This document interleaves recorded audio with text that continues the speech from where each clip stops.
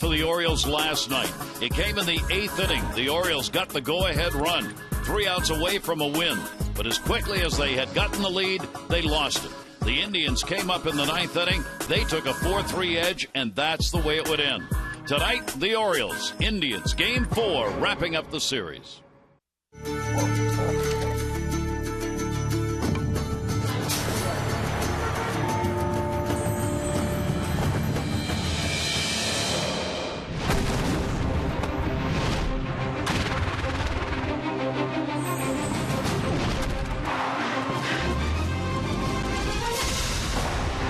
It's the Orioles on Masson, and it is the final in a 4-game set as the fans move in tonight, and a big crowd will be on hand as the Indians and the Orioles, meeting for the first time this year, wrap up this series.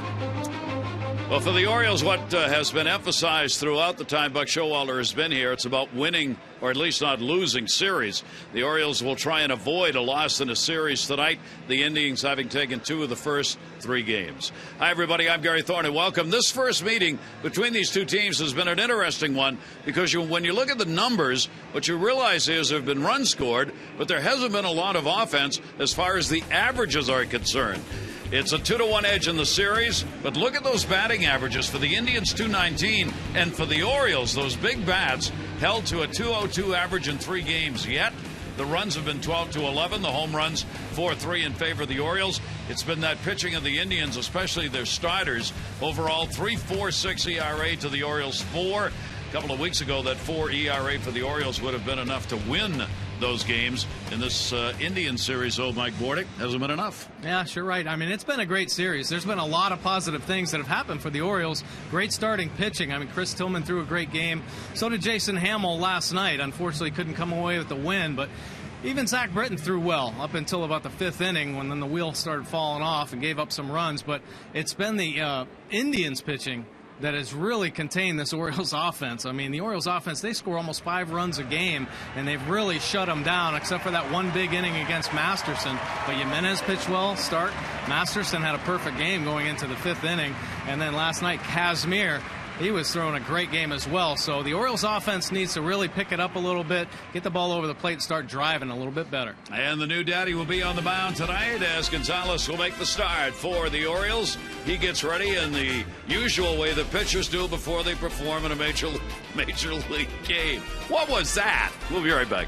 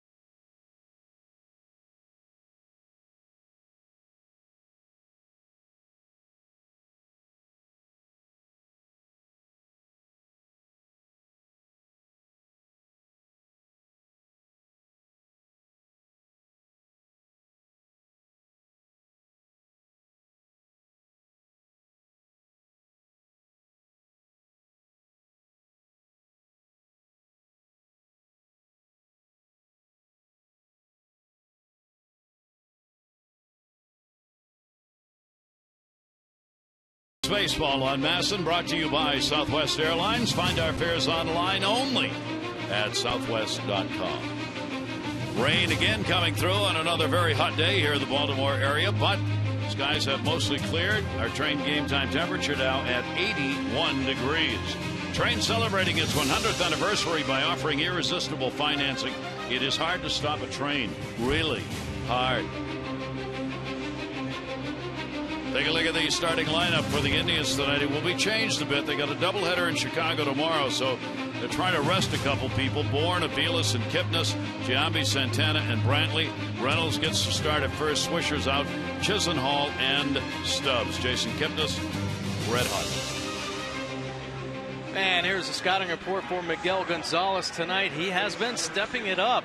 He's been pitching very well this month, giving up 3 runs or fewer in 4 straight starts, and he's been able to pitch deep into ball games, give his team a chance to win. The reason why, he's had plus command. He's been throwing all of his pitches for strikes.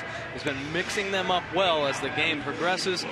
But another key, he's been handling lefties to a 205 clip this season, and he's going to have to continue that trend. As Gary had mentioned, Jason Kipnis hitting 405 in June. Miguel Gonzalez's numbers there, 5-3 record with a 3.75. Opponent average 232. Lefties 205 and righties just 260. For Gonzalez here at home with that 3-0 and a 4.15 ERA. He's 2-3 on the road. Actually, his road ERA a little better, 3.38, but he's won the starts here at home this year. And here's Michael Bourn, and we're underway. That pitch taken for a ball, as Bourn has had just a 1 for 15 in this series. That has dropped his average down a bit, obviously. And the pitch will miss outside for a ball. People getting on base in this series, it's been hard to do, as we showed you. It's not been so much via the hits, it's been by some walks, some hit batters, and then the late innings when the offenses have come around. Gonzalez will get that in there for a strike 2 and 1 to Bourn. As you mentioned, though, they've done a nice job of containing Bourn and keeping him off the bases. Certainly a stolen base threat and can certainly spark this Indians offense. And that's going to be in there for a strike, so Bourn maybe trying to draw a walk here. Gonzalez fell behind 2-0, comes back and evens the count up. Buck Showalter's team 43-36, starting the day 3.5 behind the Red Sox. And that ball will be into right field for a base hit. So even though Markakis had moved in a bit, not enough as Bourn dumps it in. And here's a look at the Orioles defense behind Gonzalez tonight. McLeod, Jones, and Markakis in the outfield. Hardy and Flaherty once again up the middle. Machado gets the start at third, with Ishikawa making that start in place of Chris Davis at first base. Matt Wieters doing the catching. So Ishikawa and Davis switching times at first base. Davis, the designated hitter in the ball game tonight. Big fielding percentage over there at first base, as both of them are outstanding with a glove at first. Here's AVILES, with Cabrera getting back into the lineup last night as Drupal Cabrera. AVILES now back on the bench. He's starting this ball game.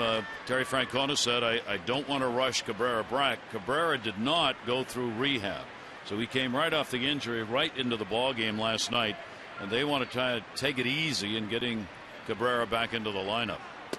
Pitch is going to be inside, 2-0, and then both the first 2 hitters. Well, it's certainly hard to come back from an injury, and let alone come back without a rehab assignment right to a big league game. Adrenaline boosting a little bit, so give him a chance to get his legs underneath him. Runner at first, Bourn, with the 11 stolen bases, 16 chances for him. Not running here. AVILES will foul that one back, trying to jump on one. And a 2-ball, 1-strike count.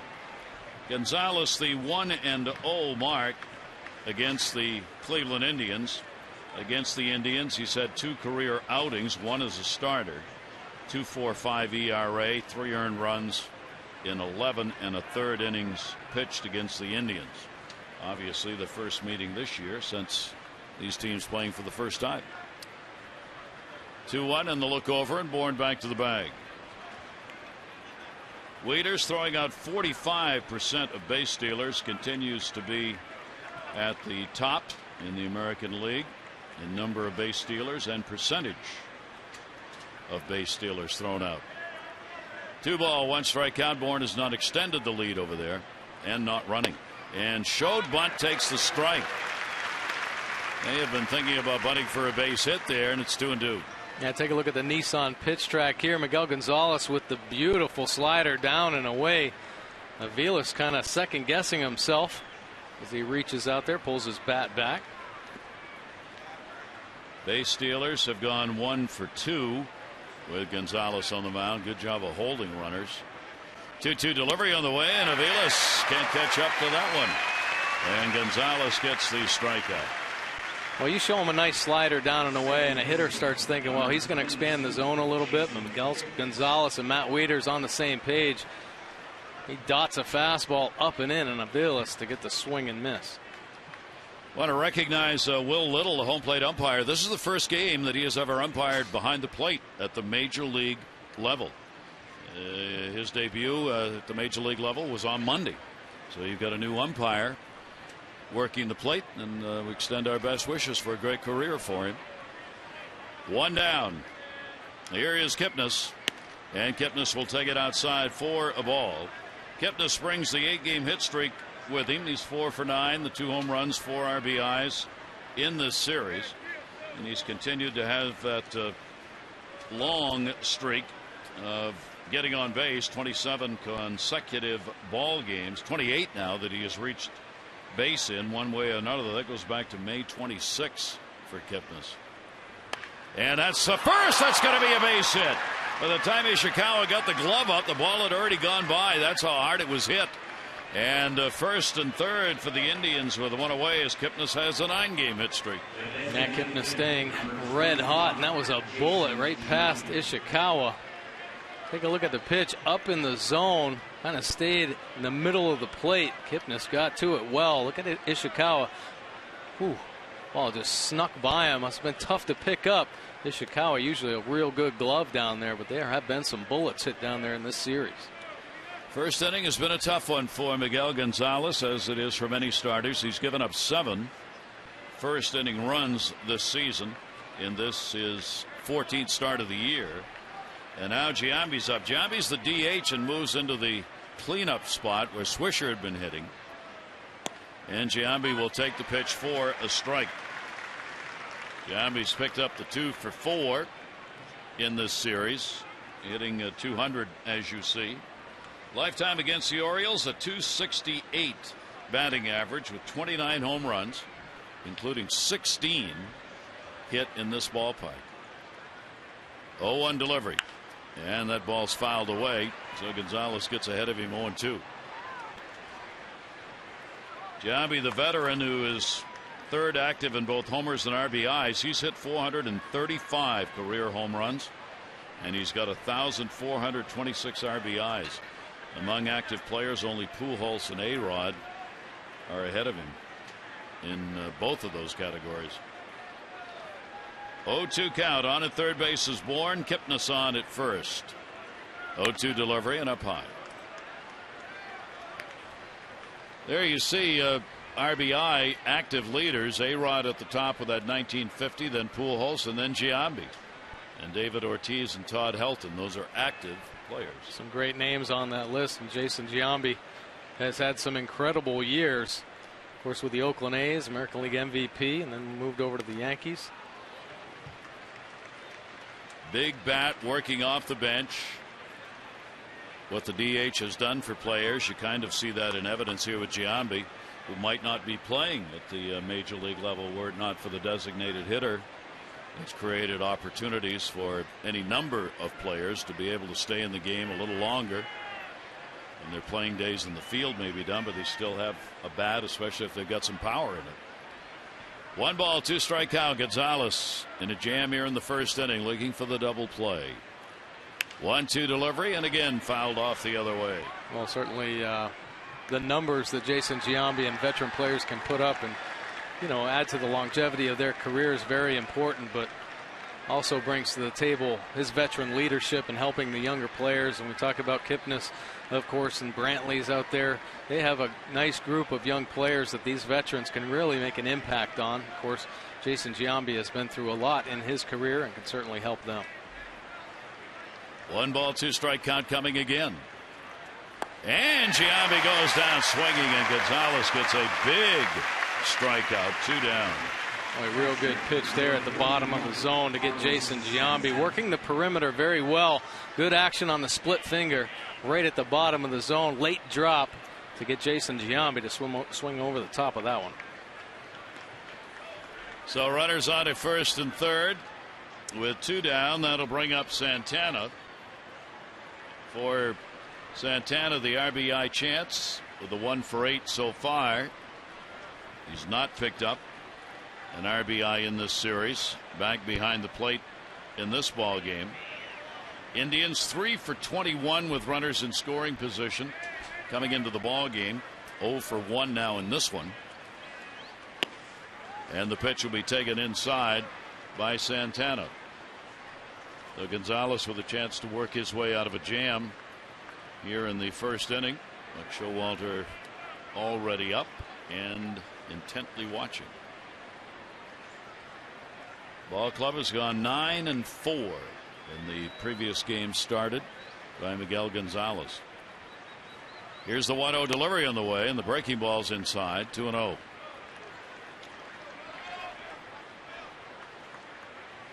So he's fallen behind 3 hitters in the inning with 2-0 counts. Tough way to have to come back, and he's been able to do that and get the outs. 2-0, 2 down. BOURN off third, Kipnis off first, and that will be fouled off, and he does come back. Well, Santana's been a godsend to the Indians. I mean, deep inside the numbers shows his steady improvement, very consistent from 2011 to 2013. Look at the numbers there. 239 back in 11, 2012 252, now all the way up to 273 to go along with his very productive power numbers as well. I mean, in 2011 had 27 home runs, and he's at 10 already this year. And he will put that one up in the air. McLouth in left field, drifting over near the line, and he's got it. So Gonzalez works his way out of it. No runs, 2 hits, no errors, 2 are left on base. Orioles lineup coming up.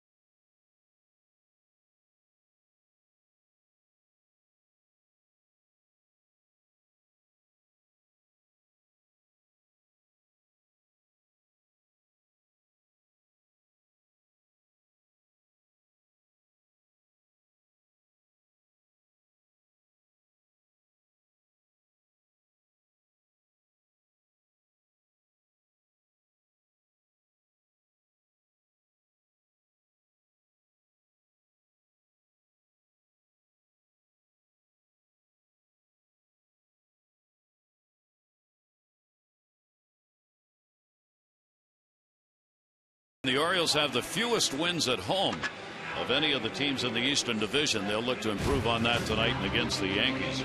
Here's the Orioles lineup, brought to you by Southwest Airlines. McLouth, Machado, Markakis, Jones, Davis, and Wieters. Hardy, Ishikawa, and Flaherty. Adams, Jones just shy of that 300 mark average.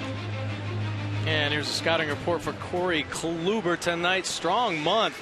After an up and down April and May, Kluber has picked it up in June. 27 2/3 innings over his last 4 starts, striking out 23 and walking just 5 to a 2.60 earned run average.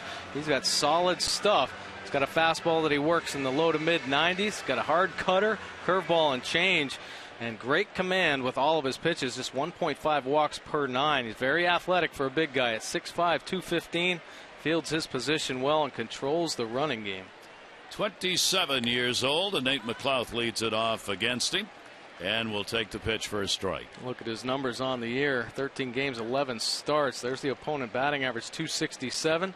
Lefty's 252. And that'll be taken away. McLouth struggled in that leadoff spot in this series, as BOURN has for the Indians. Nate's only 1 for 11 here in the first 3 games of this 4-game set. He'll take care of a little of that right there. Right over Kluber's head. McLouth is on with a leadoff single. Oh, this is just basically a chuck and duck here for Kluber. His fastball stays out over the plate, down in the zone, and Nate McLouth just drives that one right back through the box. There you go, and you'll see that ball go passing over his head. Wow, what a view there. Great shot. First you saw him, then you didn't. That will bring up Nate McLouth. That'll bring up Manny Machado, rather, with McLouth on at first. Machado 3 for 13 in the series. He's got a base hit on the first pitch he sees. So Machado continues to hit the baseball as he jumps on the first delivery, and the Orioles' first 2 in the game are on.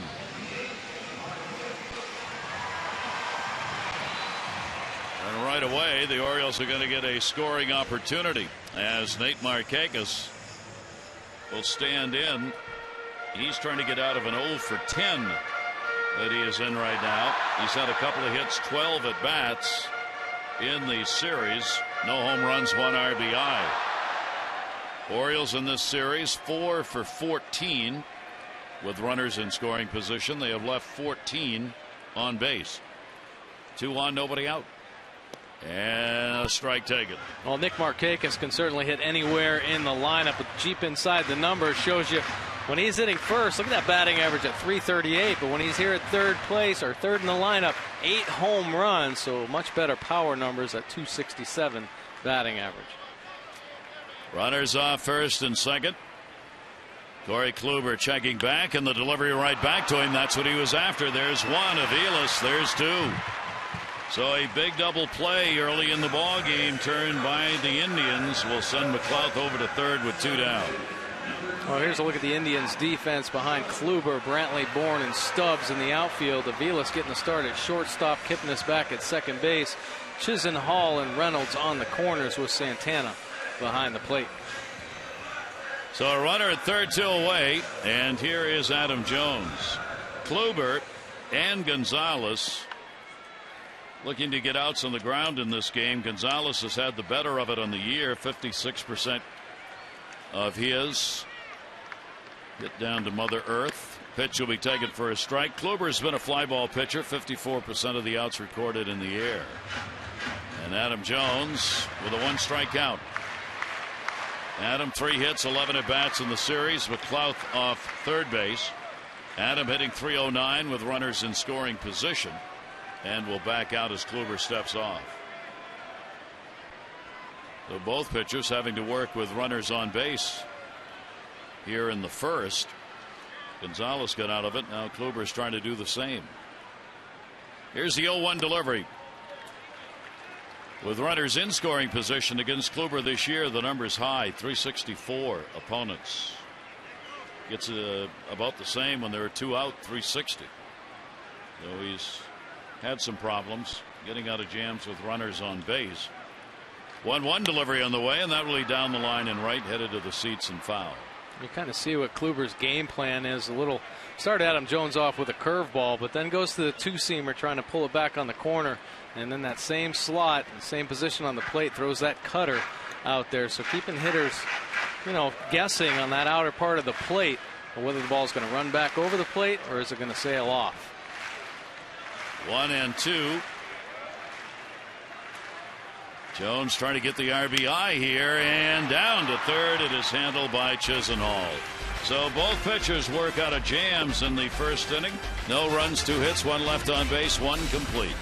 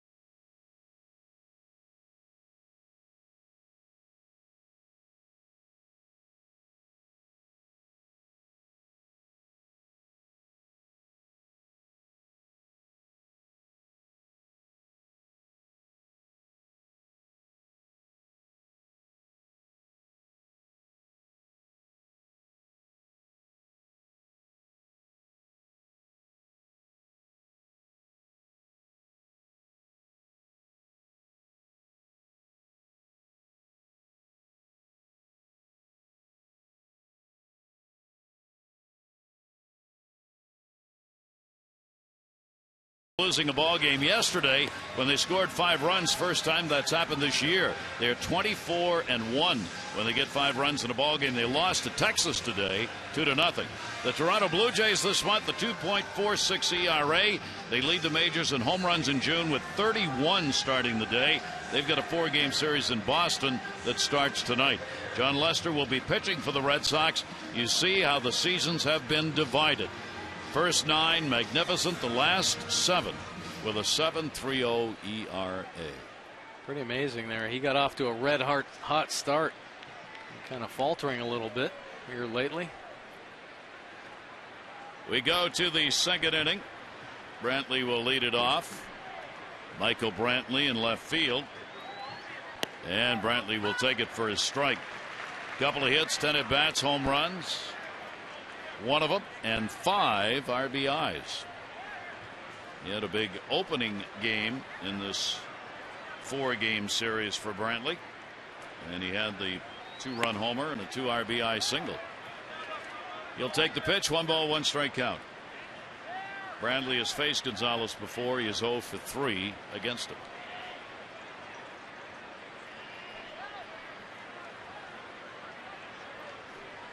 One ball, 1 strike pitch, and Brantley a chopper to second base. Flaherty over to Ishikawa for the out.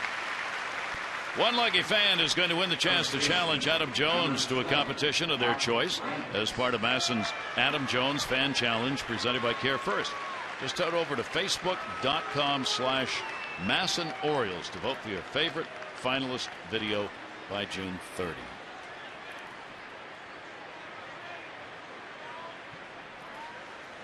Here is Mark Reynolds. Fine man. Maybe a little too much sun today, but other than that, not bad.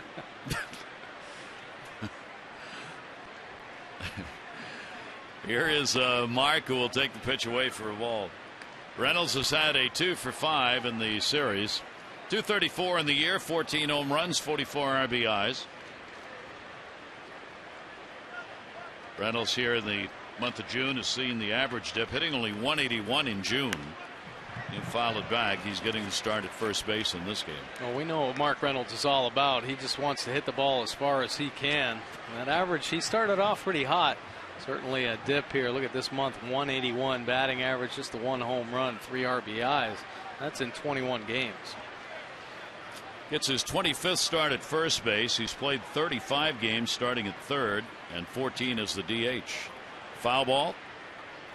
Tried to hold up the swing and got that nub of the bat out in front, and it ended up going off the bottom part of the bat, 1 and 2. Well, Miguel Gonzalez, good life on the 2-seam fastball. Mark Reynolds thinks, all right, I'm going to be able to get to this one, and you see it just come back in. Ends up hitting off the barrel of Mark Reynolds' bat for a foul ball. And a 1 ball, 2 strike count. Shift on against him in the infield. Pitch will be taken inside. We have seen more of this year, I think, than at any other time in baseball. The shift against the right-handers, where they move that second baseman, Flaherty in this case, all the way over to the shortstop side. Had been much more common, of course, against left-handed hitters. 2-2 delivery to him, and Gonzalez gets him for his 3rd strikeout. Well, maybe not quite the location Miguel Gonzalez wanted, but Nissan Pitch Track shows the swing and the miss, obviously, but that's a split finger that stays up in the zone, and Mark Reynolds just swings through this one to get strike 3. Matt Wieters calling for that one down and away. Still able to successfully get the strikeout. 2 down, nobody on here in the second inning. Here is Chisenhall. Lonnie Chisenhall will take it for his strike. Comes in with a 4-game hit streak, couple of hits, 8 at bats in this series, no home runs and an RBI. Getting his chance now to play regularly at third base. 0-1 delivery, and that's there, and Gonzalez gets ahead of him 0-2. Chisenhall opened with the Indians, hit only .213, sent down after 26 games, obviously back up again, and they really hope he can stay and be a regular at third base now.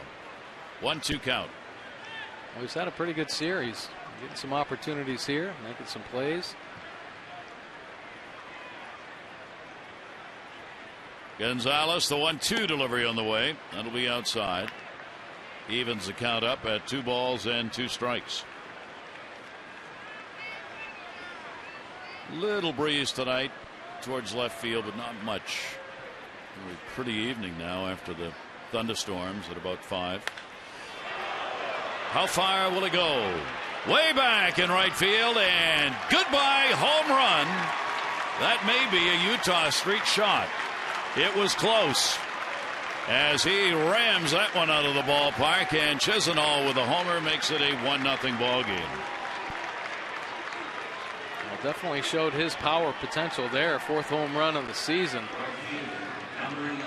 Miguel Gonzalez let that 2-seamer leak back over the plate. Take a look at it here. It comes right back over the heart of the plate. Chisenhall does not miss that one. So the Indians use the long ball to take the 1-0 lead. Number 4 for Chisenhall, and for Gonzalez, the 12th home run that he has surrendered on the season, and only the 2nd one hit by a left-hander. Left-handers have not hit Gonzalez at all. 205, 2 home runs now. Right-handers 260 and 10 homers. And a chopper off the plate that will go foul, and an 0-2 count on Drew Stubbs. 3 for 10 and an RBI in the series for Stubbs. Getting regular starts in right field. And you can see one of the hotter bats in the lineup coming into this ball game. Well, Stubbs has been crucial for the Indians in this series with his speed. Actually beat out a big double play that allowed the go-ahead run last night. So his speed has certainly hurt the Orioles. The old 9-1 speed that we see many teams try and put together, with BOURN at the top and he batting 9th, as has been mentioned so often. A lot of clubs looking to have 2 leadoff batters, if you will. One who bats 9th and one who bats 1st. Oh, sure. Kind of reminds me of when I was playing with Oakland. I don't like to really talk about my playing days, but I hit 9th and Ricky Henderson hit 1st. So a couple real good speed guys. Did you ever realize how many stolen bases you guys have between the 2 of you? Yeah. That is going to be fouled away. And a 1-ball 2-strike count. There's a real chance. I know you don't want this said because the humble man you are, but you and Ricky Henderson probably have led the majors in stolen bases. I wouldn't be all surprised. Time. 1-2 on Stubbs. That'll be fouled off outside of third base. We were the greatest of all time. We are the world. And the count stays at 1-2. So we always told Wayne Gretzky he and his 11-year-old to score more goals in the NHL than any other duo in the history of the game. It's like you and Ricky Henderson. That'll be fouled away. How many stolen bases did you have in your career? Oh, 94 or something like that. Very good. 96. Oh, all right. Yeah, you had 96. How many times were you caught? A lot. They didn't mind running me because if I got thrown out, Ricky Henderson would lead off. You were only caught 58 times. Here's the 1-2 delivery and fouled off again. Kind of depresses the idea you need 75% effective rate to make stolen bases a major part of your offense. Nevertheless, 1-2 as the sun sets on a great stolen base career. 2 down, nobody on. Stubbs. Here's the 1-2 delivery. Clearly Stubbs a fan of Mike Bordick as he continues to foul off pitches, so that the enunciations regarding Mike's ability to steal bases just goes on and on and well, on. that's why I ended up coming over to Baltimore, because of course Brady Anderson led off and I hit 9th, so I wanted to continue that trend. Very solid. Yeah, that's what scouts can do for you. 10th pitch of the at bat, 1-2. Boy, there's a quality at bat right there. Stubbs is on with a base hit. Jones will get it back in as he battled and really helped push the pitch count up against Miguel Gonzalez early in the ball game. That's 45 pitches thrown now by the Orioles starter. Yeah, he's had to work through. Of course, that at bat right there by Stubbs really jacked it up in this inning. 10 of those 23 went to Stubbs. So Wieters goes out just to try and undo and get a little start over here for Gonzalez. Bourne coming up. Bourne singled his first time up. Stubbs on with an 8 for 8 in stolen bases. Bourne with a 297 number with his second hit of this series. Pretty good lead at first. Runner not going, and the strike will be taken by Bourne. Indians have won 10 of their last 14 ball games. They are 3 games above 500. 2.5 games out. Starting the day behind the Tigers. The Orioles with that 43 and 36 mark, 3.5 behind the Red Sox. And the throw over to get him back. With the Yankees losing today, the Orioles now in second place alone, as they had started tied with the Yankees.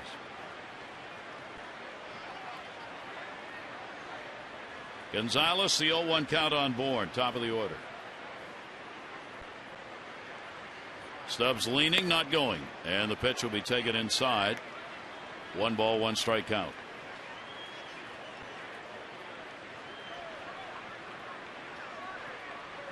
Gelch still trying to find his early rhythm in this ball game.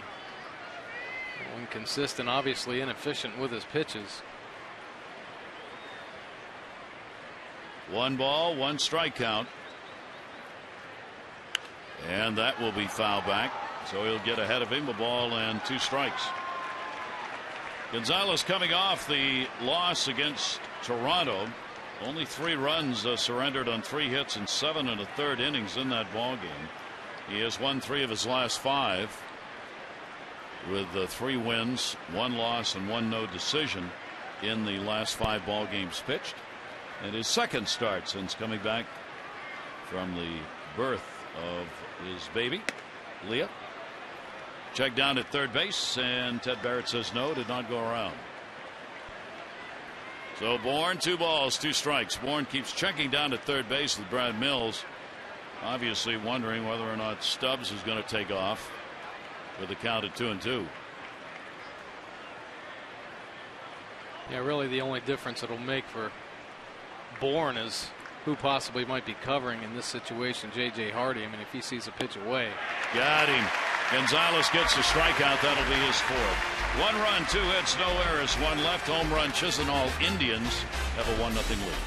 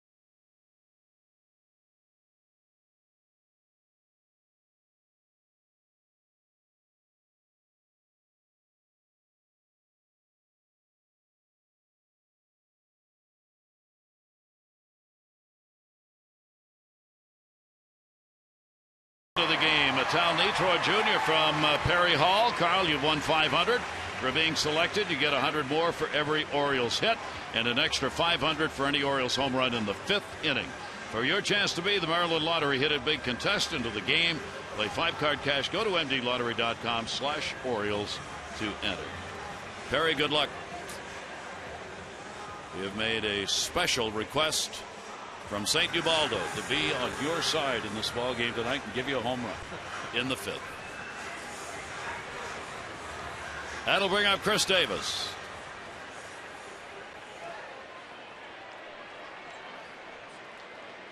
Well, with all the success, Chris's head's getting a little bit bigger.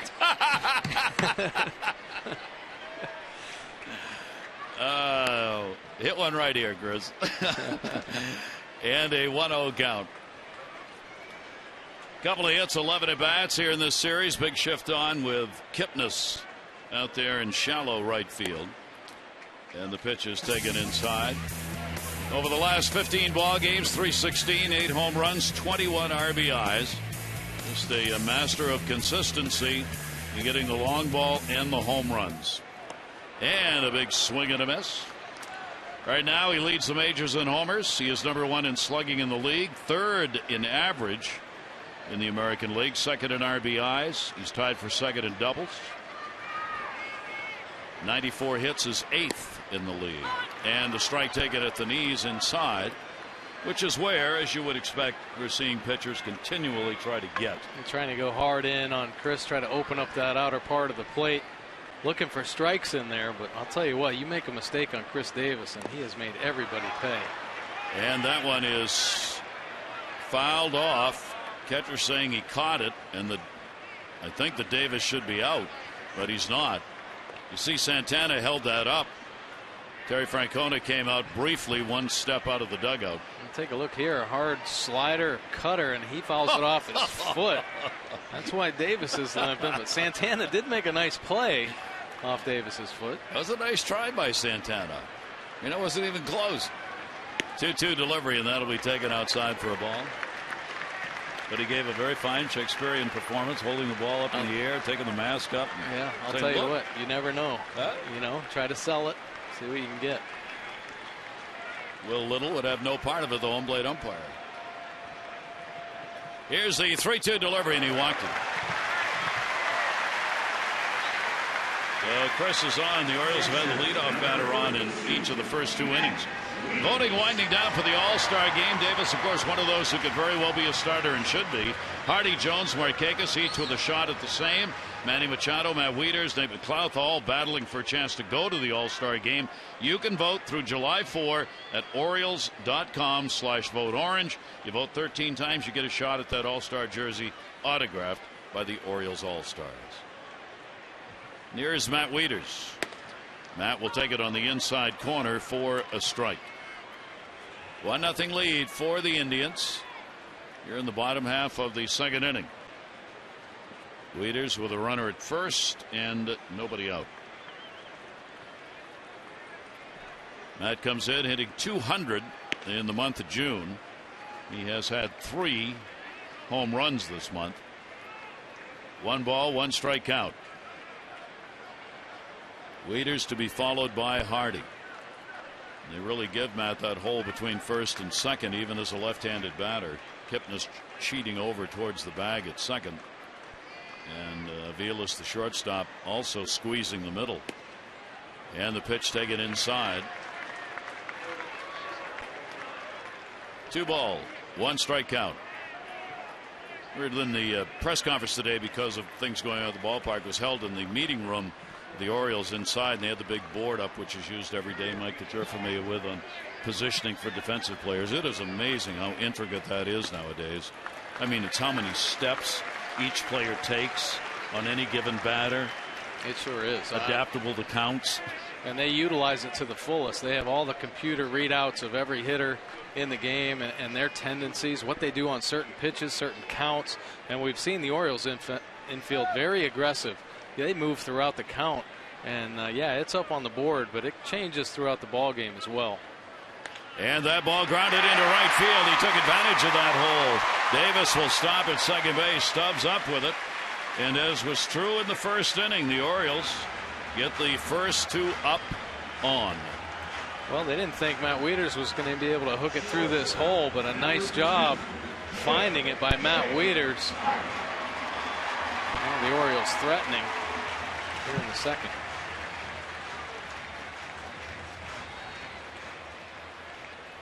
Well, let's see if the Orioles can take advantage of it.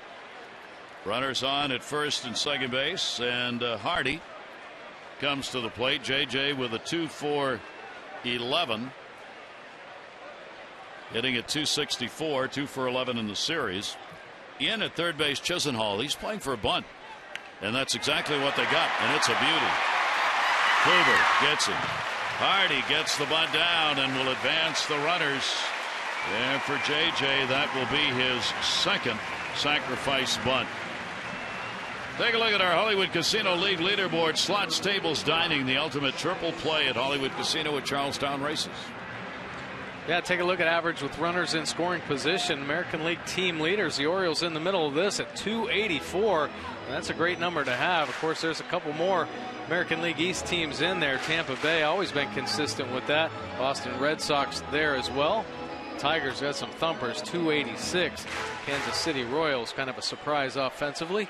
George Brett, the new hitting coach there, might be making a difference.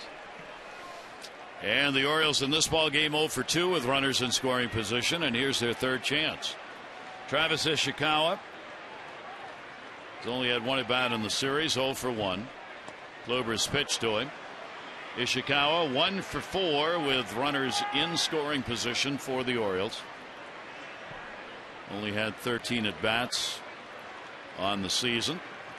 So another big moment. I mean, each of these pitchers has had to deal with big moments here early in the ball game.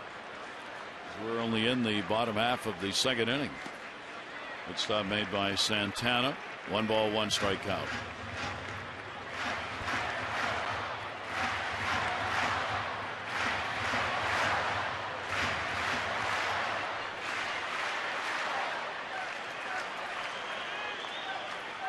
Davis and Waiters trying to find a way home. Chisenhall even with the bag at third. Everybody else back. 1-1 delivery on the way. Ishikawa will take that one way inside. And the count goes to 2-1. Ishikawa, of course, had great numbers in Norfolk before he got called up here, and no stranger to the big league atmosphere. Great opportunity for him with the infield back. Pick up an early run.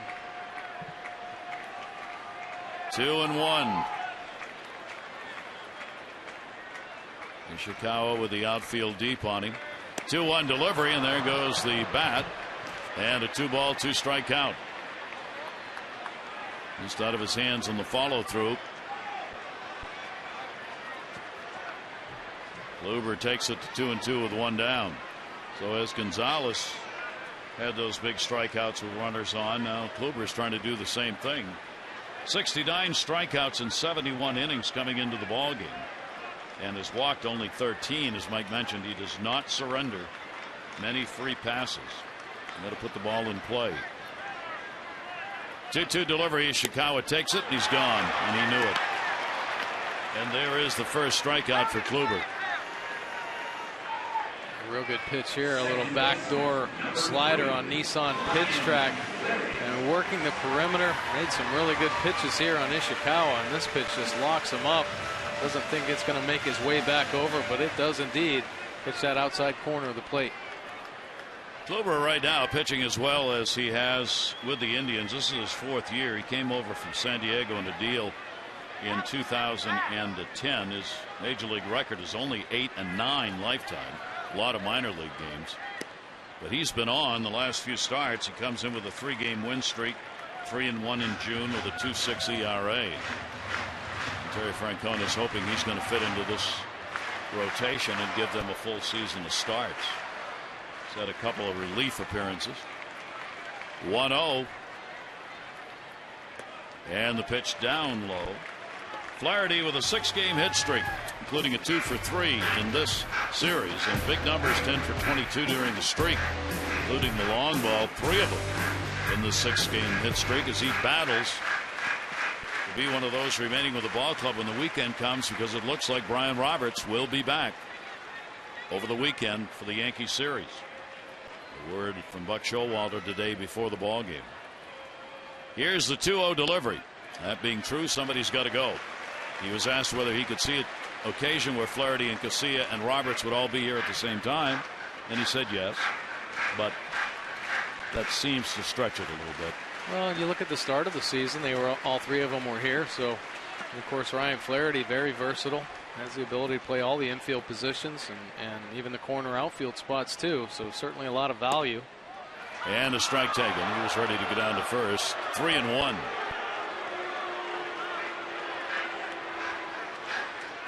Flaherty certainly didn't like this pitch. Take a look at it here. Down and away. May have just caught the front edge, but that is a borderline call against Ryan Flaherty. 3 ball, 1 strike count, 2 down. The Orioles have Davis still at third. Wieters at second. And the first 2 on in the inning. Flaherty's got one. That's going to be a base hit. Here comes Davis. Here comes Wieters. And the Orioles have a 2-1 lead as Ryan Flaherty gets the 2 RBI single.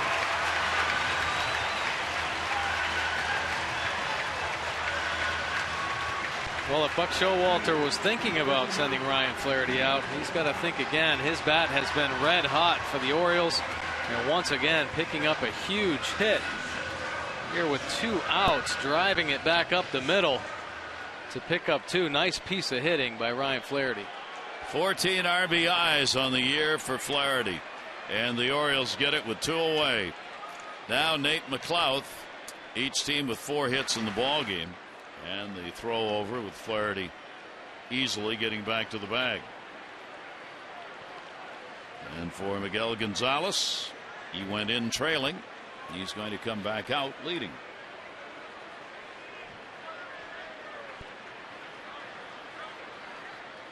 Delivery to McLouth will be taken away for a ball. Nate now at 283, couple of hits in the series and 12 at bats.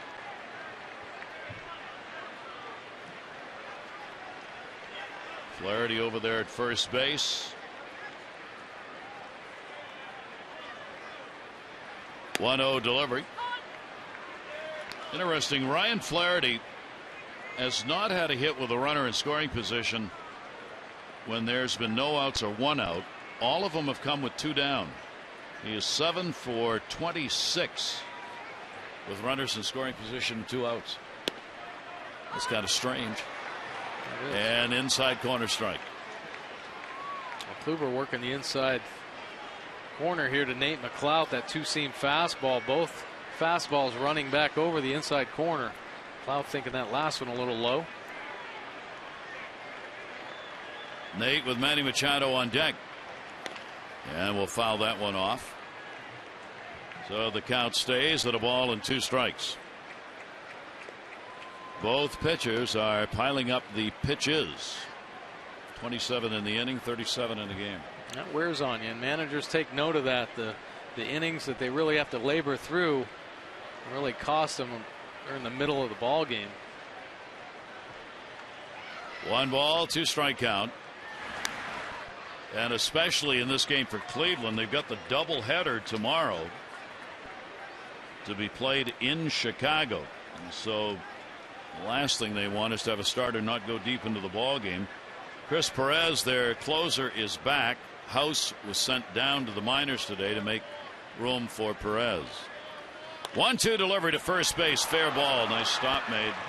Mark Reynolds was coming off the bag on that one, and McLouth is retired. But Flaherty, 2 RBI single. Davis, Wieters score, and the Orioles lead.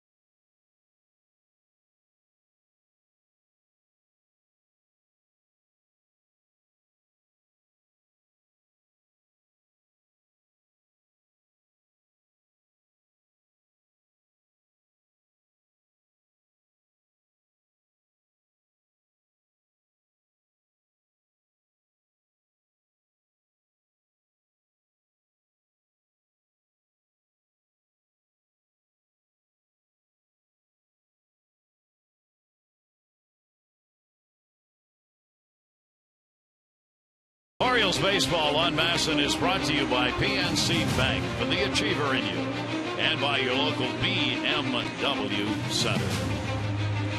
Here in the center of Baltimore, Camden Yards to your left.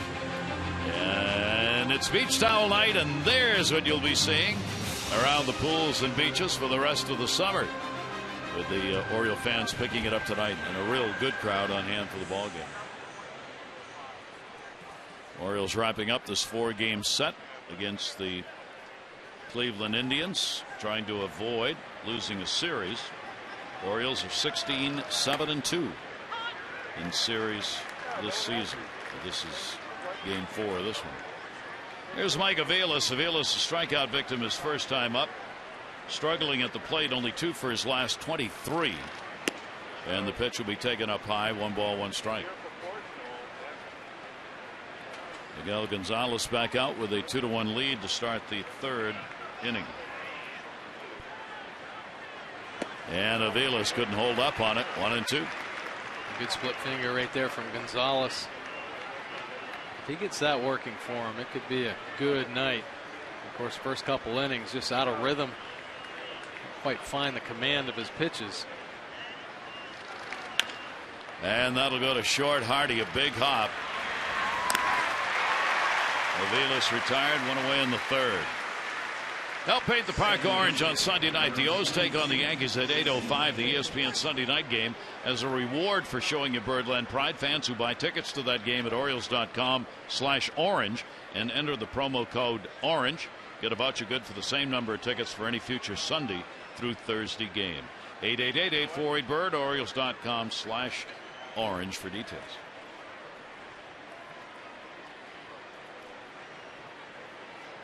Kipnis hitting at .291, a single his first time up. Orioles have not named a starter for the opener against the Yankees tomorrow. David Phelps will be going for the Yankees. And a 4 o'clock game, Fox game on Saturday. Zach Britton and CC Sabathia. The ESPN Sunday night game, Chris Tillman, Hiroki Kuroda. Foul back towards the seats and out of play.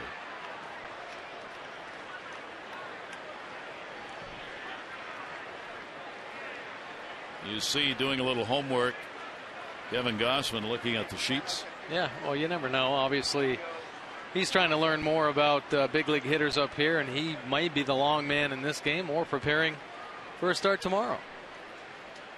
I think most think the latter, yeah, unless he had to be used tonight. Strikeout Kipnis, that's number 5 for Gonzalez.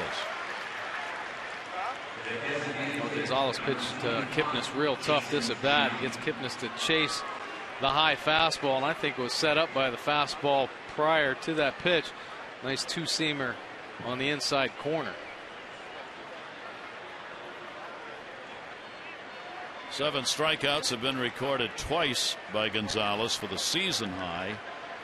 Career high in strikeouts is 9. And he will face Giambi.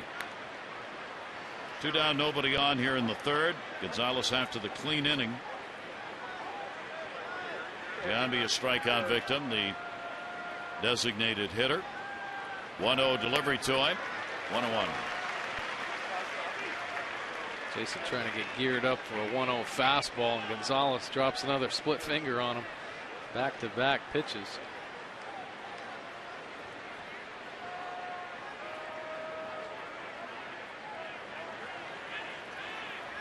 Gonzalez with a 1-1 delivery to him. That'll be hit hard down the line. Will it stay fair? And it does, off the wall. Markakis is going to have to look back to first. Giambi was thinking about 2, but no way. There's a crazy ricochet right there. Nick Markakis knows where they all go. And he holds Giambi to a hard single. Oh, he sure does. Great point. Nick Markakis, certainly a master here at Camden Yards of knowing all the caroms. And this one kicks back, certainly well played. Good heads up running by Giambi, knowing Gold Glove right fielder Nick Markakis is out there. So Giambi gets the base hit with 2 down. Santana coming up. Santana, the catcher, flied out to left field his first time up. Carlos Santana, 10 home runs, 32 RBIs.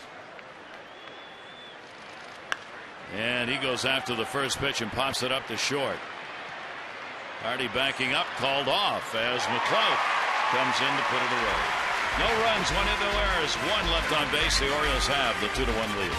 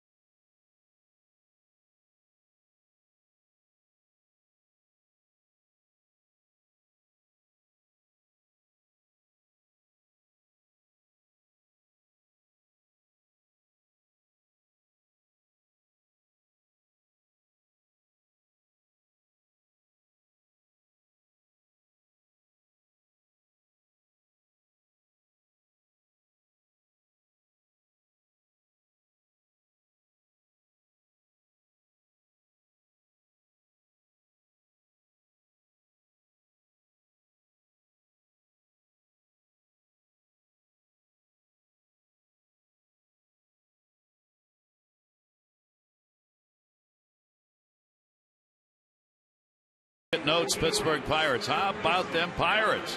48-30. You kidding me? They are tied with the Cardinals in the division, and they're 3.20 ERA, the best in the majors. They've won 6 in a row, all on the road. The Dodgers have won 5 games in a row. Now they're only 6 behind in the West. That's the closest they've been since May 25. And we talk about the doubles leader, Manny Machado of the Orioles, leading all of Major League Baseball. Yadier Molina's number 2 in the majors. He leads the National League. 26 doubles, 10 behind Manny. We knew the Dodgers were going to make a push there. That Puig has really made an impact in LA, and the Pittsburgh Pirates, man, it's all about pitching with them. Unbelievable. Good night at the ballpark. Be a long night for mom and dad. No, you can't have any of this. Sharing cotton candy. Orioles bat here in the bottom half of the 3rd inning. Here's Manny Machado with the single. First time up. He will take the pitch for a strike. Manny turning back to question the call by Will Little. Manny right now coming into the day at least 8 in average in the American League. He's up on top of the multi-hit game with 33 of them. Yeah, of course, Manny with 109 hits this year. He's hitting everything, and deep inside the numbers tells you even on doubles, 19 doubles with fastballs, 8 breaking balls, 9 changeups. Big league pitchers trying to find a way to get Manny Machado out. He's almost caught Cabrera for the lead in hits. Cabrera started with 111 today, and Manny with 109, and Machado's picked up a single. He's got 110. Swing and a miss as he will go down the second strikeout. Corey Kluber getting him. Take a look at this pitch from Kluber. Little breaking ball down and away to Manny Machado. I think Kluber's been really effective working the inside part of the plate, kind of getting guys leery of that, and that's opening up that outside corner. You see Manny pulls off the breaking ball just enough. Here is Nick Markakis. Nick into a double play his first time up. And we'll take the pitch inside. Nick now at 284 on the season with the 8 home runs and 41 RBIs. Here in his home ballpark, hitting .327, the 10th best average here in a home yard. Slow comebacker. Kluber makes the play. Markakis is retired, 2 down.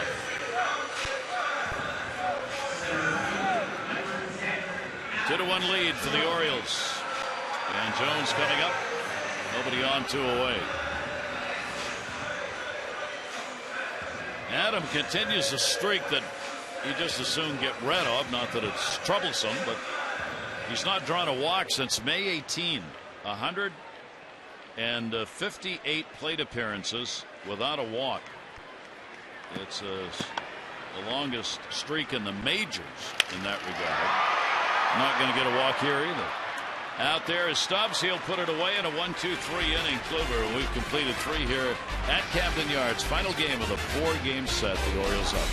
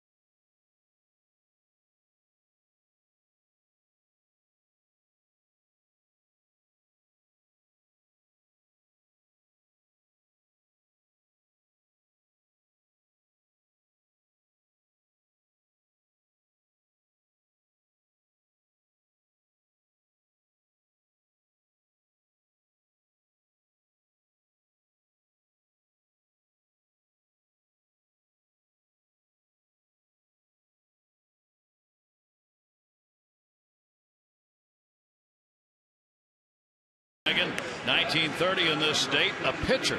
Jack Quinn became the oldest player to hit a home run in the majors, just shy of his 47th birthday when he hit that home run. He played from 1909 to 1933.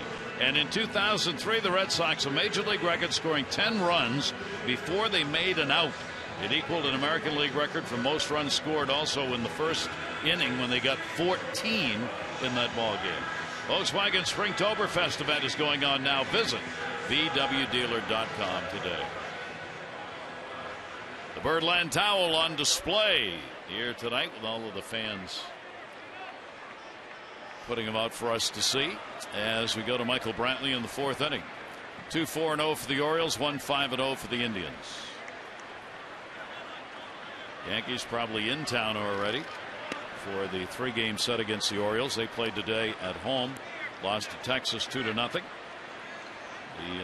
night game tomorrow, and the night game on Fox on Saturday, and the night game ESPN Sunday night game. Here's the 1-0 delivery, and that one in the air towards the gap. Going back, Markakis will not have a play. Takes a hop up and over. It will be a ground rule leadoff double for Brantley.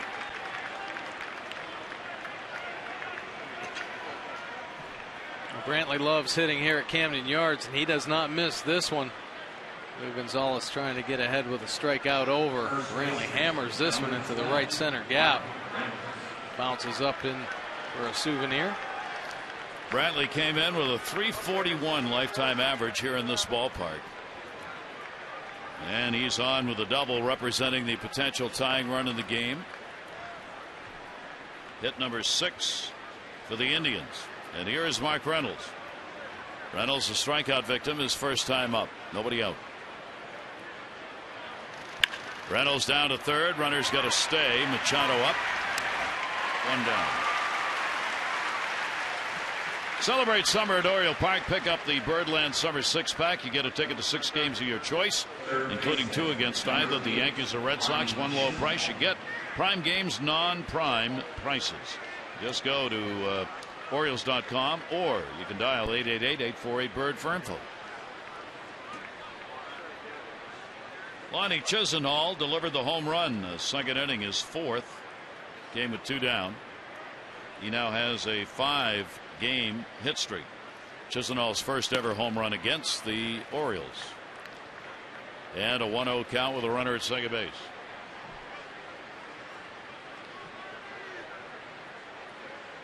4 have been left on so far by the Indians. 1-0 delivery, and that will be taken outside. Count goes to 2-0.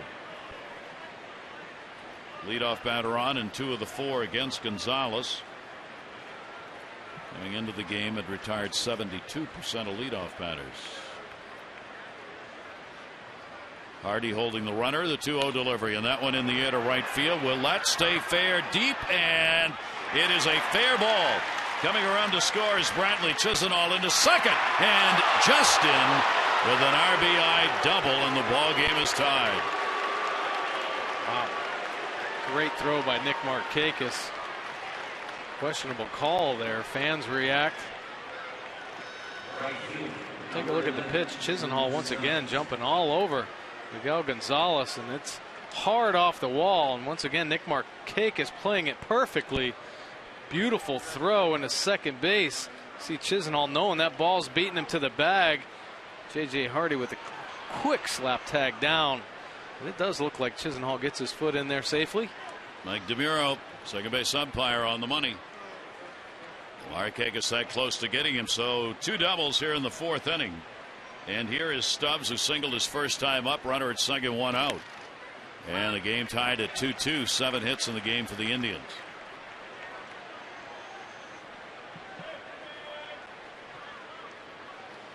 .245 on the season for Stubbs. For the Indians, now 1 for 4 with runners in scoring position, as Chisenhall gets the first hit in that situation for Cleveland. 2-strike count on Stubbs. Top of the order, Bourne on deck.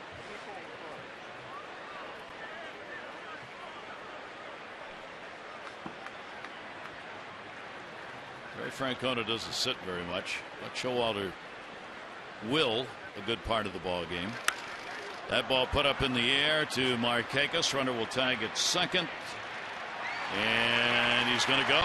Here's the throw to third, and Chisenhall again able to get in ahead of the Markakis throw. That was a long throw to be made. There are 2 down. Yeah, it was a long throw, challenging Nick Markakis. Pretty risky though for a base runner. I want to make that third out at third base, obviously, but Chisenhall showing some pretty good speed in this series. So now the Indians get a runner to third with 2 away, and Bourne at the top of the order. He has singled and struck out a couple of hits in 17 at bats in the series. Bourne's having a good June. Came in hitting at .280 this month, and overall at .295. Machado even with the bag at third. Bourne going after the first pitch. That base running play by Chisenhall, you hear all the time you don't want a base runner to make the first or third out at third base, and really it's only a bad play if you're out. If your safe manager says, all right, way to be aggressive, get in there. It's funny how that works, isn't it? Mm-hmm. 0-1 count. Ball put up in the air. Markakis busy inning. Nick's got this one lined up, and he'll put it away. Bourne is retired, but a run in. Chisenhall gets the double. Brantley scores, ties the game.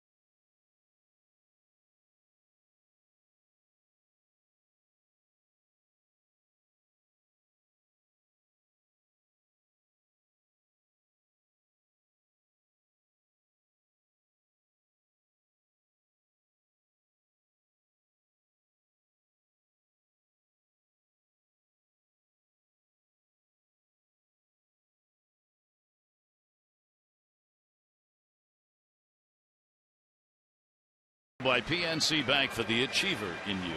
Yeah, and Henry Uridia doing a great job. Obviously, promotion from Double-A. 52 games, 365 batting average, 7 home runs, 37 RBIs, 33 runs, and certainly deserved the promotion in Norfolk. And word on the street is he's getting a lot better at his defense and obviously base running, which are a concern, but he's proven he can swing the bat. Doing a great job. And we also want to especially recognize a great friend and one of baseball's really good people. Orlando Gomez, Orioles Gulf Coast League team manager, recorded his 1,000th career win. He's in his 9th season with the Orioles. He's managed at 4 different levels for the Orioles. Was here with the big club and has 18 years as a manager, 49 seasons in professional baseball for Orlando Gomez out of Puerto Rico. Yeah, pretty amazing. I mean, Orlando has influenced so many players that have come through, obviously, this Orioles organization. That one will be driven into the corner in right field. Heading for second base is Davis. He'll get there, and a double leading off the 4th inning for Chris Davis. 25th double of the season. Chris Davis continues to put up great power numbers. And you see him get all over this elevated pitch, up and out over. Great plate coverage. And something that goes unnoticed with Chris Davis, we talk about his power, but he has good speed for a big man. Look at him put his head down and turn the corner hard. Nice tight line in the second base. Another double for Chris Davis. And the potential go-ahead run is on. Hit number 5 for the Orioles. Matt Wieters, a single and a run scored. And Wieters will take the pitch away for a ball. Davis has been on twice tonight with a walk and the double. And now Matt Wieters with a chance to pick up the RBI. Matt's had a couple of hits, 10 at bats in the 4-game series against the Indians. 1-0 delivery to him, and on the inside corner for a strike.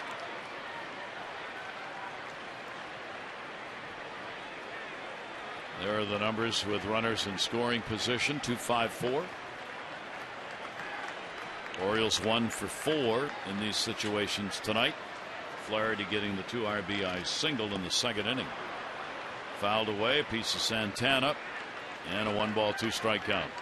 And Matt Wieters wanted that one. That breaking ball stayed out over the plate for him. Good pitch to Hook. Get Chris Davis over to third base or do a little bit more damage with that one. Trying to hold Davis tight at second. The shortstop, AVILES. They don't give Wieters that big hole between first and second this time. Off-speed delivery. And got him to go after it. So Kluber gets his 3rd strikeout. Pretty good late break on this breaking ball. You see it drop right at the end, the bottom of the zone. Matt Wieters swinging right over the top of that one. So the runner remains at second base. The Orioles' J.J. Hardy up. Hardy had a sacrifice. Laid the bunt down second inning, moving the runners up, and ultimately Flaherty would bring him in with his 2 RBI base hit. And Hardy will take the pitch outside for a ball. Hardy, having a tremendous month of June, came in with a .326 batting average, 5th best in the American League for the month of June. Same place, same result. Count goes to 2-0. Good hitter's count right here for J.J. Hardy, and a great fastball hitter. Kluber makes a mistake. Now he wants to obviously throw a strike, but he's got to execute a good one. Davis getting a bigger lead off second base. 2-0 delivery to Hardy, and the same pitch, and this time a strike. Caught the outside corner, 2-1. And Kluber continues to stay away from J.J. Hardy. Kluber started at AAA Columbus, a couple of games there, went 1-1. The Indians called him up and came back inside that time, and that'll be fouled away.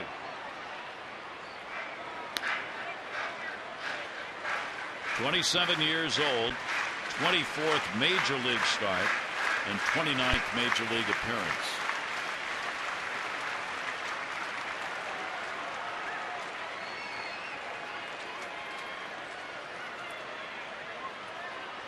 New manager with the Indians, of course, Terry Francona, trying to hold this ball club in against the Tigers. Ground ball towards short. AVILES. And again, Davis held at second base, and Hardy retired. There are 2 away. The Mid-Atlantic Sports Report will return tomorrow, 5 to 6:30.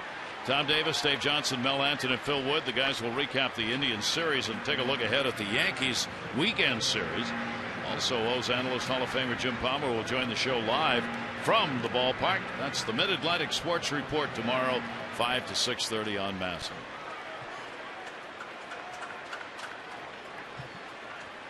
So Ishikawa will try and get it done with 2 away. Ishikawa called out on strikes his first time up. And the pitch away to him for a ball. I'll say this about Kluber. He has mixed up his pitches very well against this Orioles offense. He's coming in just enough to keep hitters honest, mixing up his breaking balls and changeups. Fastball, 92-mile-an-hour job inside, and a 2-0 count.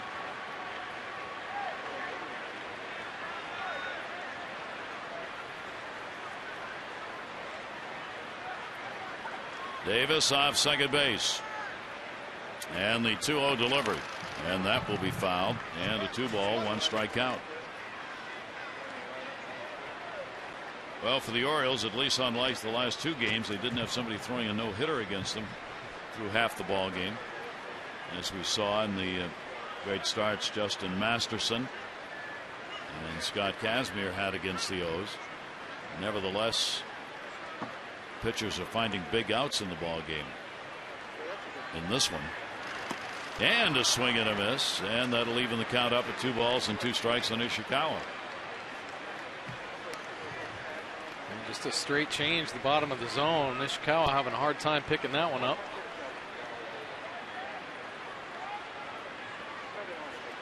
Ishikawa brought up from AAA, where he had been the Orioles minor league player of the month in May. Came up on the 18th of June.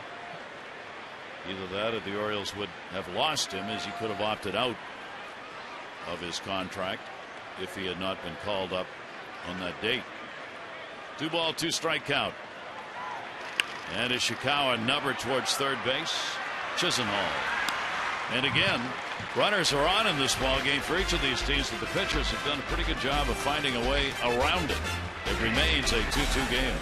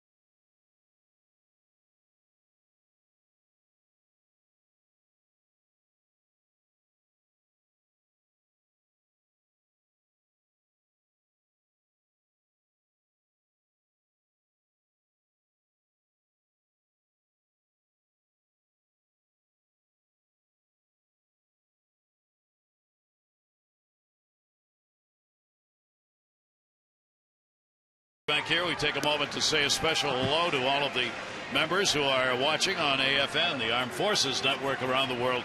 Great to have you with us for the ball game from Baltimore tonight. Yeah, great game to see. I mean, Baltimore Orioles playing some great baseball, of course, in the American League East. The Cleveland Indians really challenging the Tigers in the Central. And great series, obviously great pitching, and seeing it again tonight. And we showed you the numbers at the top of the ball game where the average is like 211, 209 for these teams in this series. They're getting the hits in this series, but not the big ones. That's right. Orioles offense, of course, known to explode late in the ball game. The Cleveland Indians, Jason Kipnis, he's been hot this whole series, couple home runs already, but you're right, unable to really spark huge offensive rallies, and the pitchers really containing both offenses. So we'll see how this goes, as these games have tended to change in this series towards the end, when we've seen particularly the Orioles offense get going, but same true for the Indians, and that ball's out of here. AVILES deep to left, and goodbye home run.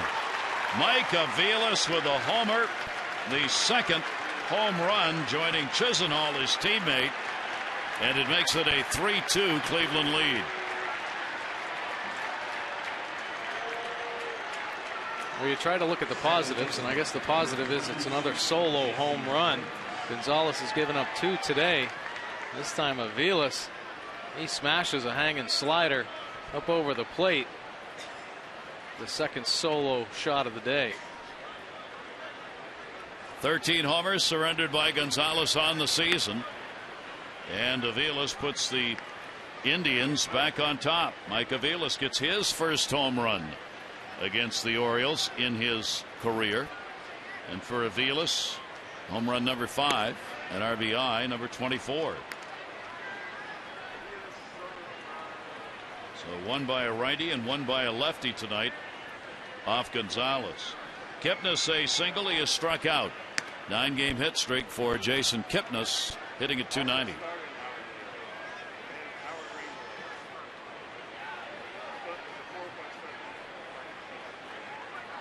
Cleveland coming into the ball game, as far as the home runs are concerned, ranked 6th in the league, while the Orioles are ranked number 1. Problem for the Orioles is, on the other end of it, the Orioles pitchers have given up more home runs than anyone else in the American League. 3-ball, 1 strike count on Kipnis, and that will be foul back. What continues to amaze me here, with the weather heating up, you got to believe it will change, but the Orioles continue to be out homered here at Camden Yards, 63-49. Yeah, I can't believe that discrepancy there. I mean, the Orioles bats just full of power up and down, but yet to come alive here at Camden Yards with the big power numbers. 3-2 delivery, and that ball will be foul back. The Orioles on the road have out homered opponents by 10, 59-49. Strange. Yet still lead the league in home runs. 3-ball, 2 strike count. Kipnis with Giambi waiting on deck.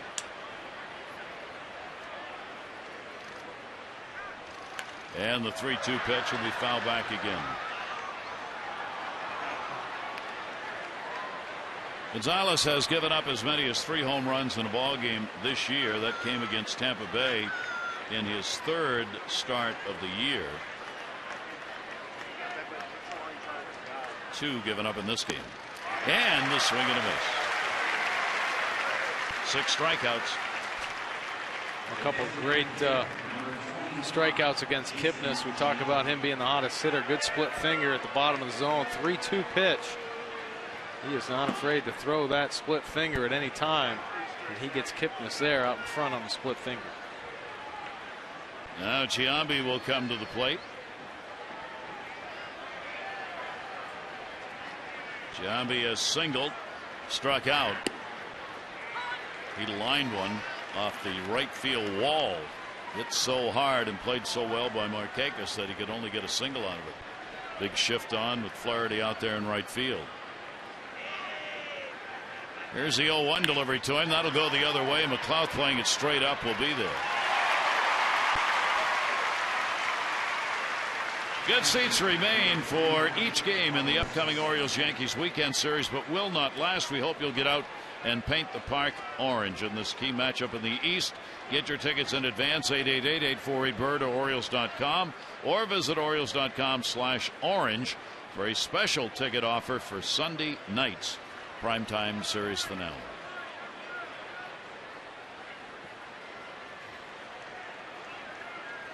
He's ready.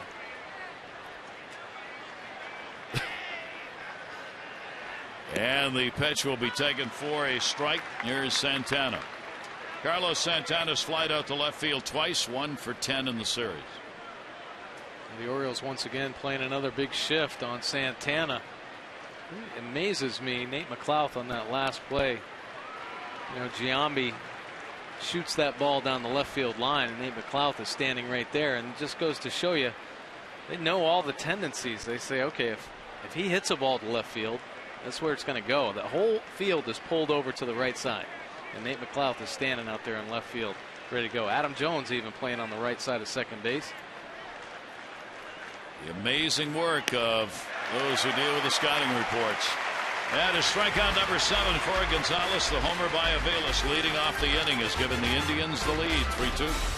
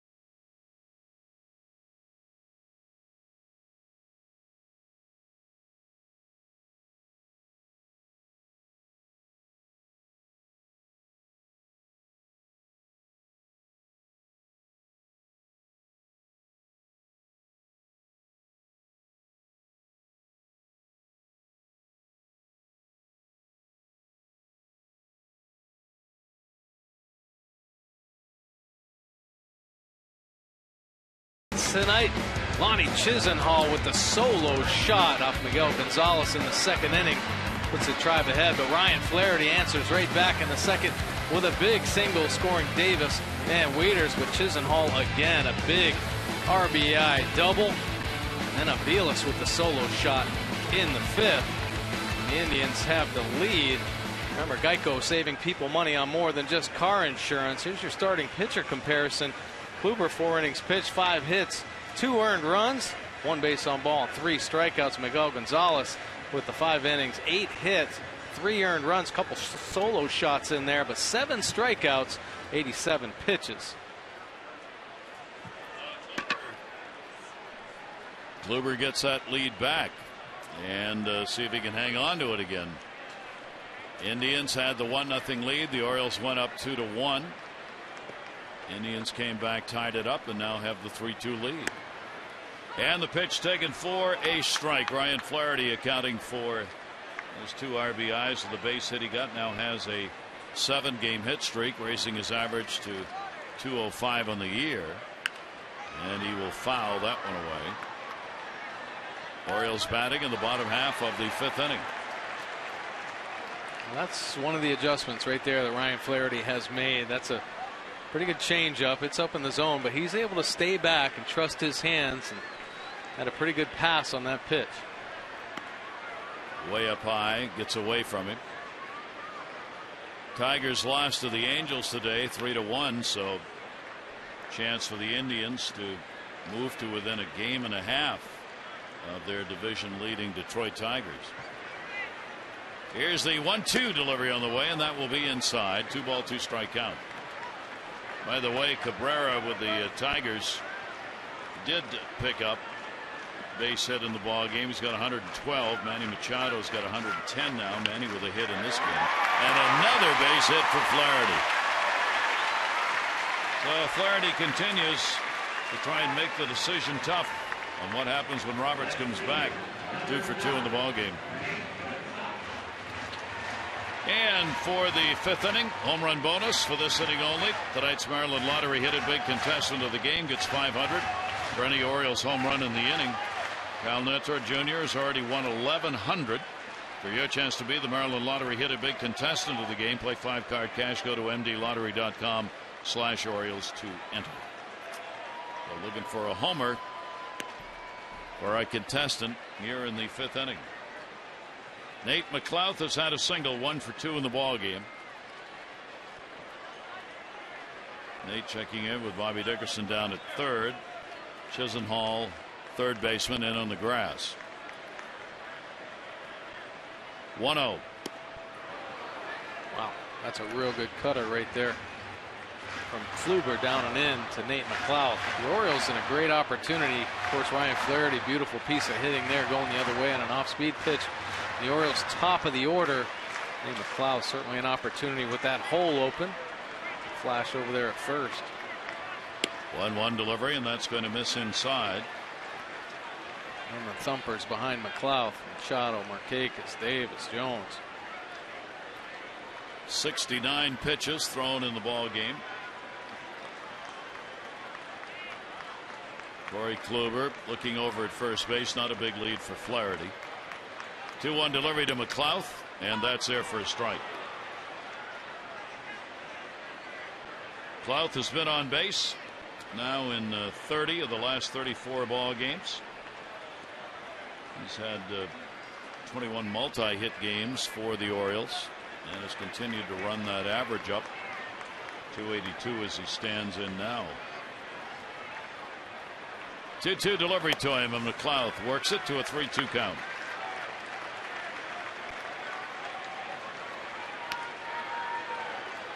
So with nobody out, Flaherty on at first base. The Orioles have had 4 out of 5 leadoff batters on in the game. Cleveland's had 3 out of 5. Leadoff men in innings in this ball game for both teams have been able to get on, creating the opportunities. 3-2. Runner going. McLouth down to first and foul.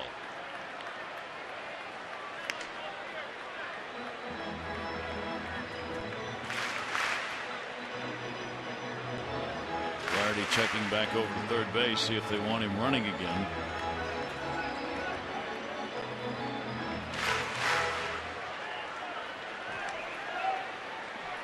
Nate still second in the American League in stolen bases with 24, trying to move Flaherty up.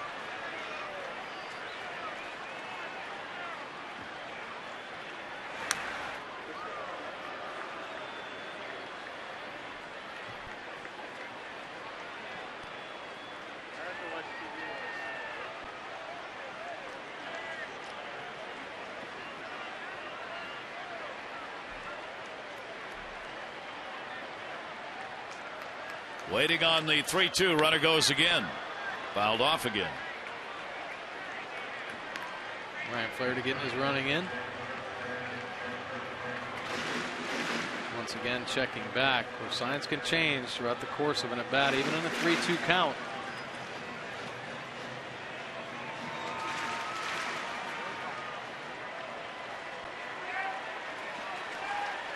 McLouth, as he has done so often, stretching out these at bats as far as the number of pitches seen. 3-2 will come again. See if Flaherty's moving. He is. McLouth does it for the 3rd time. Pulls it off on the first base side with the 3-2 count. Bobby Dickerson, third base coach.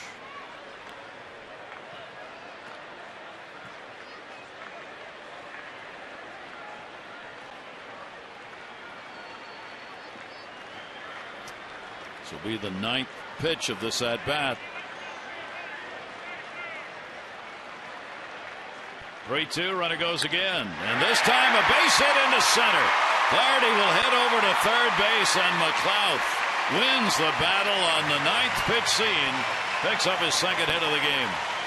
Boy, he sure did win that battle, and it was a fight right to the end. And finally, Kluber makes a mistake and leaves this one out over, and just like his first at bat, right back through the box with Kluber ducking to get out of the way.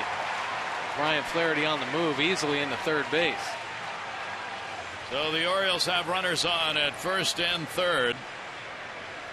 And the middle of the order coming up, Manny Machado. He is singled and struck out. So Machado will get an RBI chance. Orioles down by 1.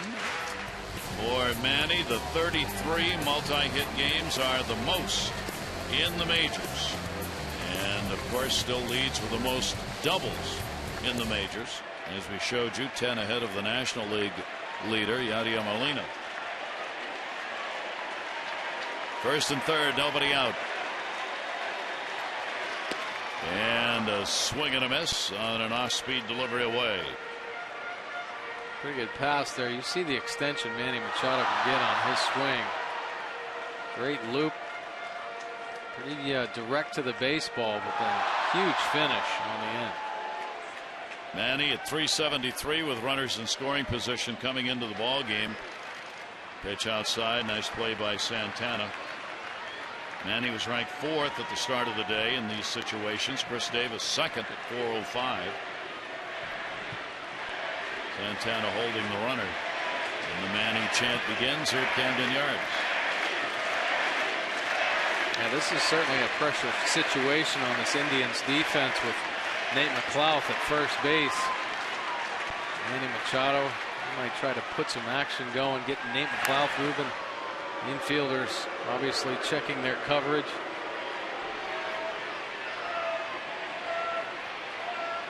There's Nate McLouth, 24 steals and 28 attempts, 86%. Very good percentage. 1 ball, 1 strike count. Machado on a swing and a miss as he kept it down and away. And the count goes to 1-2. Orioles 1 for 7 with runners in scoring position in the ball game. The Orioles have stranded 3. Indians have left 5.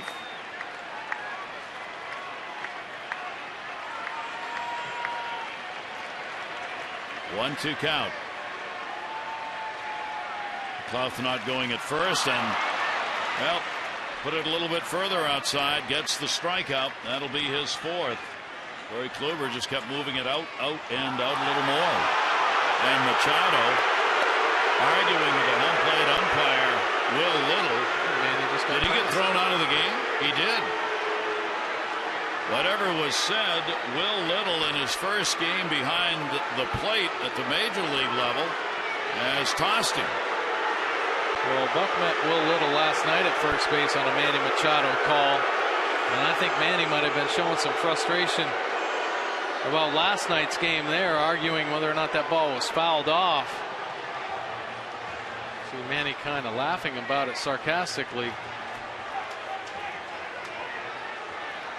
And tells him what he thinks about it. And Will Little doesn't appreciate it at all, throws him out of the ball game. Crew chief coming in. Ted Barrett, who's at third.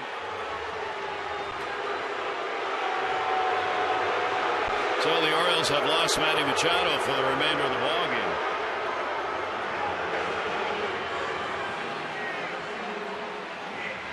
And now 1 away. Runners remain at first and third for Nick Markakis.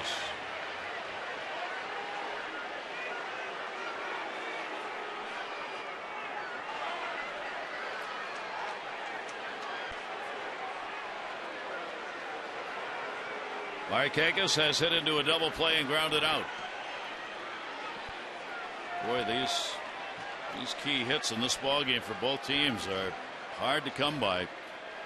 Markakis a swing and a miss. Yeah, last night playing Manny at first. Yeah, well, Manny trying to break up the no-hitter with the head first slide into first base, and when the replay shows he beat it out, and there's Will Little making the call, and there was a big argument. Buck Showalter went out there, Manny a little frustrated there, trying to spark a little bit of a rally and get Kazmir out of the game, and I think there might have been some carryover there at home plate after that strike 3 call. Manny thinking he fouled it off. Couldn't quite tell on the replay. There's the base hit the Orioles were looking for. Markakis gets the RBI, and the ball game is tied up again at 3 as Ryan Flaherty scores the Orioles' 3rd run. Beautiful piece of hitting by Nick Markakis. When he gets his hits, it is as good as it gets. I mean, this pitch down and in, or down middle, and look at Nick Markakis' head position. Pulls his hands through. Great concentration, driving it right back through the box. Pick up that big RBI. So Markakis will end an 0 for 12 he had with that base hit and RBI, and pick up RBI number 42 on the season. And each team has 8 hits in the ball game, and each team has got 3 runs. And the first visit to the mound, Mickey Callaway out to talk, Negedon up in the bullpen.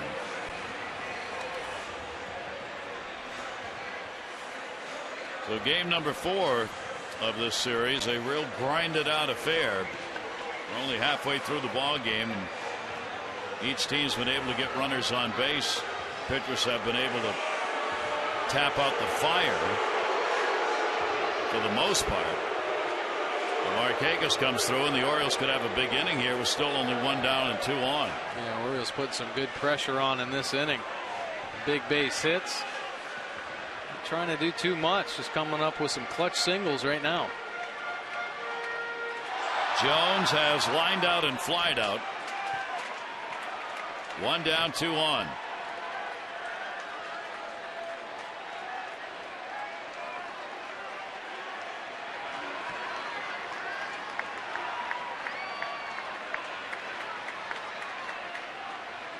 And Jones, a broken bat, hit to right field. That's going to fall in. McLeod read it. He'll turn. He's got to stay.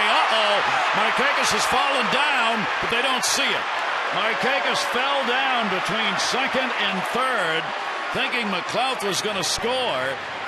Trying to put the brakes on, he went down, but Mark Reynolds, who took the cutoff at first, didn't realize it in time, and Markakis got back to the bag. The Orioles caught a break right there.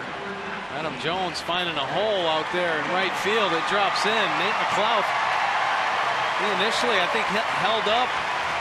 You see Nick Markakis was flying around there and went down, but able to scamper back into second base safely. I think Nate McLeod just assumed that ball was going to be contained, but it kicked away from outfielder Stubbs, and he had an opportunity to score there.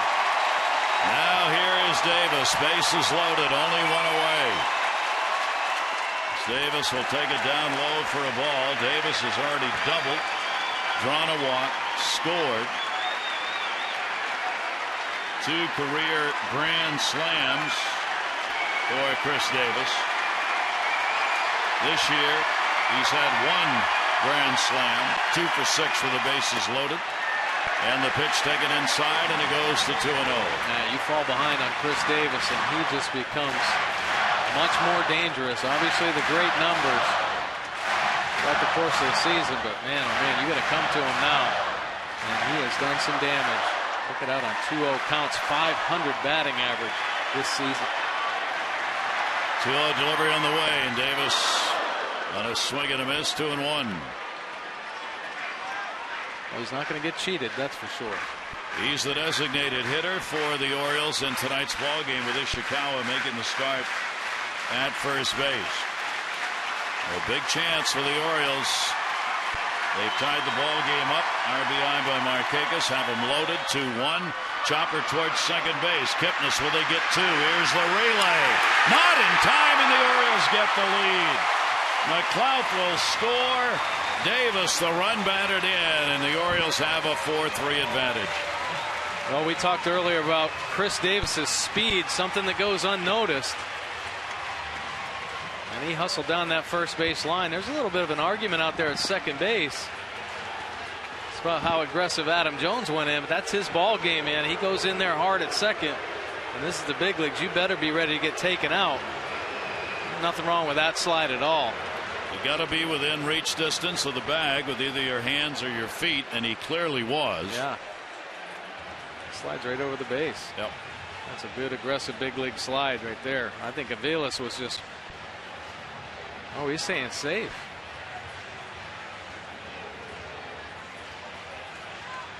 So Terry Francona has his say. Take a look. Kipnis with the feed. AVILES looks like he comes off. Umpire calls safe. I don't understand what's going on. Where's Adam Jones? Adam Jones went off the field. Was he really given a safe call there? It kind of looked like it. It was a safe call. It was a safe call, but Adam ran off the field believing he was out, and he hasn't gone back out. Right. Well, you'll see it. Distinct safe call right there. Adams was just focusing on breaking up the double play. So the bases should be loaded with one out. Instead, first and third with two down. And a check swing that he went around on. Matt Wieters has singled and struck out. Boy, is that ever a strange play. Jones just got up after he slid in and immediately went off the field. And the argument was whether or not he had interfered improperly on the slide, which he hadn't. Instead, the argument should have been the Orioles going out saying, wait a minute, he was safe. 0-1 count. And that ball in the air, that's going to go into the corner by Matt Wieters. Markakis will score. Davis on his way to third. Stubbs drops the ball. Davis will score. Wieters going to third base, and he's in safely. And the Orioles have a 6-3 lead.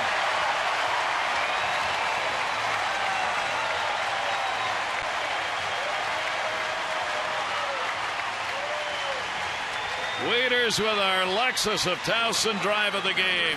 He gets all over an elevated breaking ball, hammers it down the right field line, and Stubbs having a hard time containing the baseball. A couple bobbles out there. Chris Davis and Bobby Dickerson take advantage of it. You see Chris Davis hustling around, and he scores easily on the bobble by Stubbs. Great piece of hitting by Matt Wieters. Drive of the game brought to you by Lexus of Towson, Baltimore's #1 Lexus dealer. See why at LexusofTowson.com. Runner at third, two down.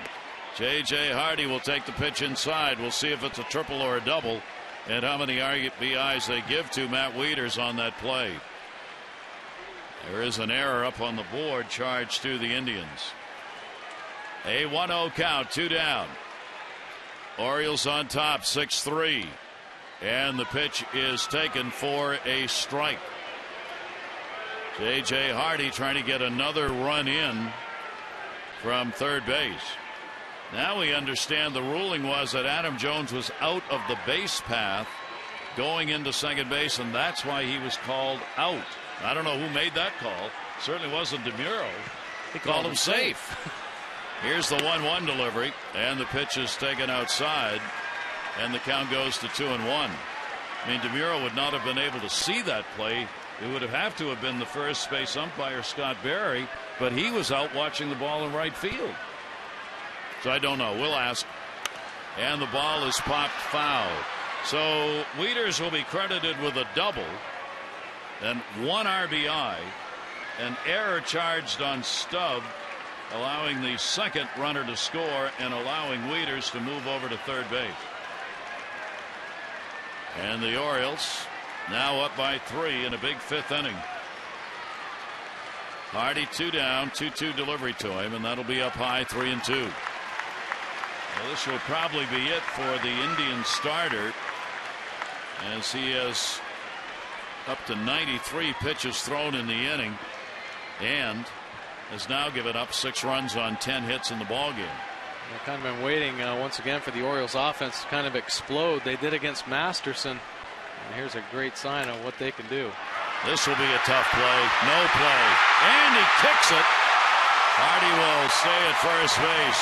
That will be an infield single for J.J. Hardy. Kicked or not, he was not going to have a play on him at first.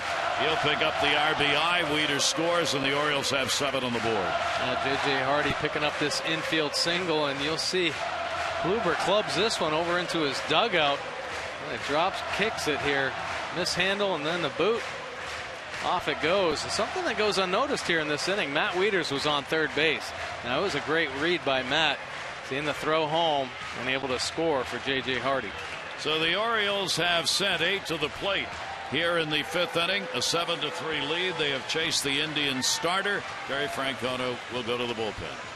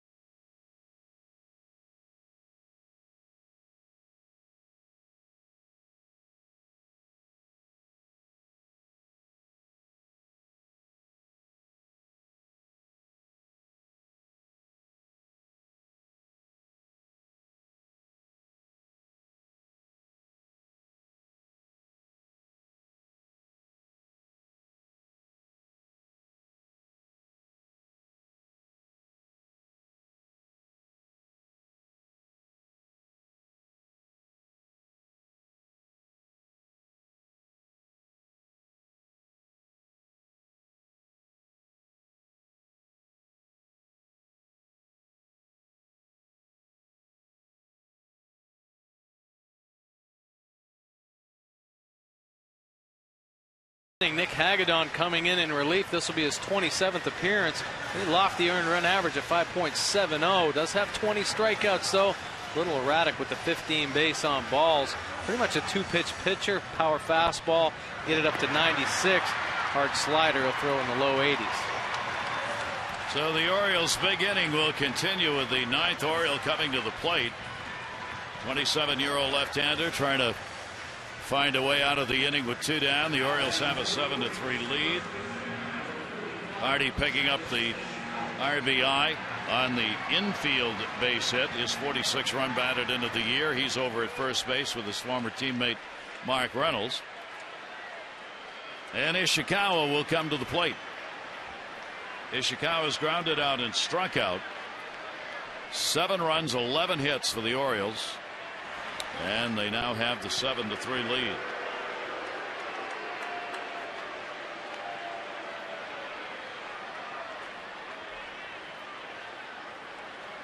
They've picked up the 5 runs on 6 hits in this inning. 1 error has been committed. 2 down. Again the throw over. Hagedorn. Hagedorn has worked 1 inning in this 4-game series, giving up nothing.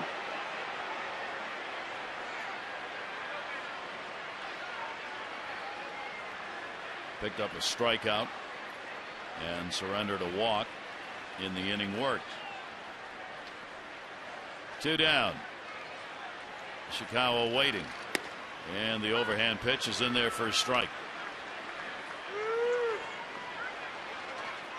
It's been a great inning, obviously, for the Orioles offense. A lot of singles mixed in there. Really didn't try to push too hard, take what Kluber was giving them. So Ryan Flaherty go the other way. Nate McLouth and Markakis with hard singles up the middle. Adam Jones got that blooper. 6 hits, only 1 extra base hit. That went to Wieters on the double. Yeah. It's been enough to put that lead up to 7-3. Ishikawa with a 2-strike count.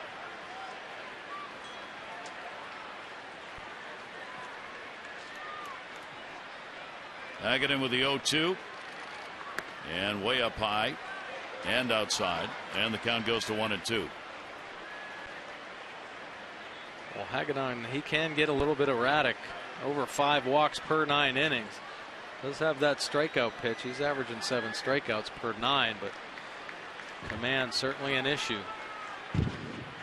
Game over from the Red Sox in the deal that also brought them Justin Masterson, who we saw in this series. 1-2, runner not going anywhere, and a swing and a miss. So Hagedorn comes on and gets the strikeout, but the Orioles have the big inning. 5 runs on 6 hits with only 1 left on, and the Orioles have a 7-3 lead.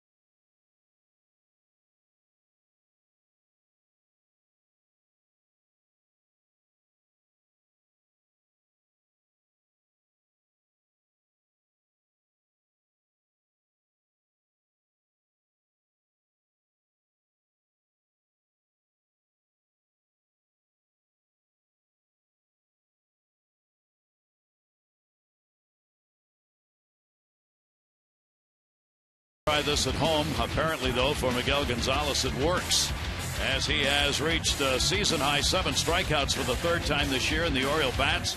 Coming alive, Flaherty 2 RBIs 2nd inning, and then in the 5th inning, Oh, yeah. Everybody contributing. Wieters getting the extra base hit with a double. RBI off it, and the Orioles coming up 5 runs, 6 hits in the inning.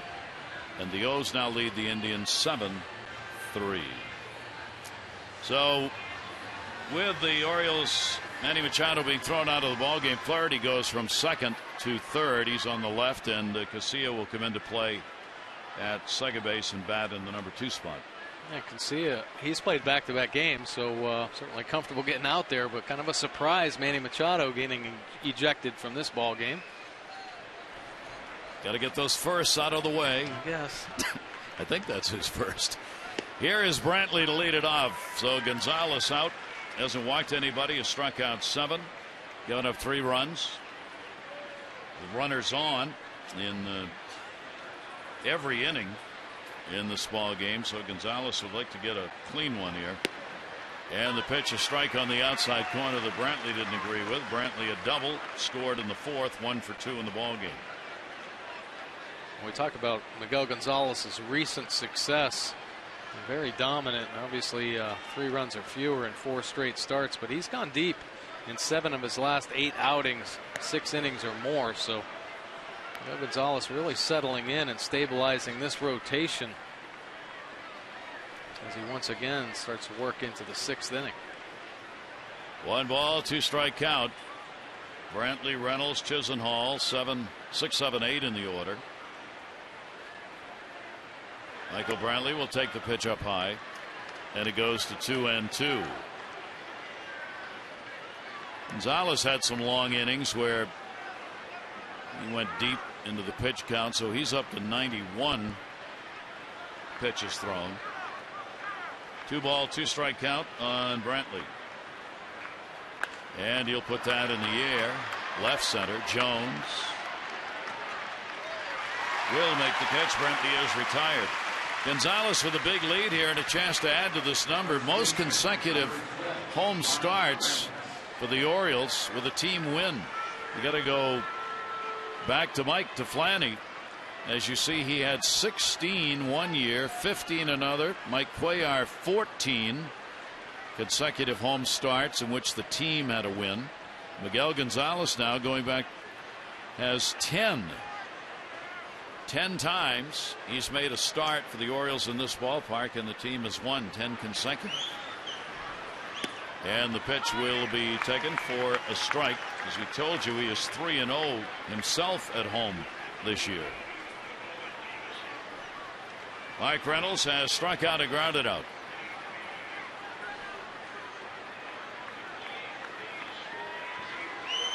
Oh, 1 delivery is a strike on the outside corner. Good pitch. Miguel Gonzalez settling in here a little bit, really executing his fastball well as far as location goes. See a couple of the Indians hitters shaking their head, but these pitches are painted both inside corner and outside corner. And the 0-2 delivery by Gonzalez outside 1-2.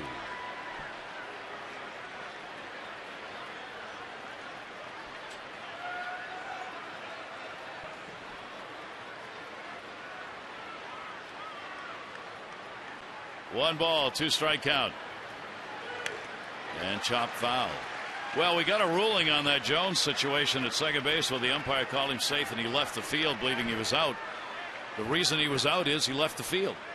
He was safe, and had he stayed on the bag would have been there, but he got up and ran off believing he'd been called out, and for leaving the field he was out. Right. Well, I think Adam, you run the bases, his thought process was take out the shortstop. Yeah. So he wasn't thinking about anything else. Jones in center field. Adam will put that one away. So a strange situation. And there are 2 down here in the 6th inning.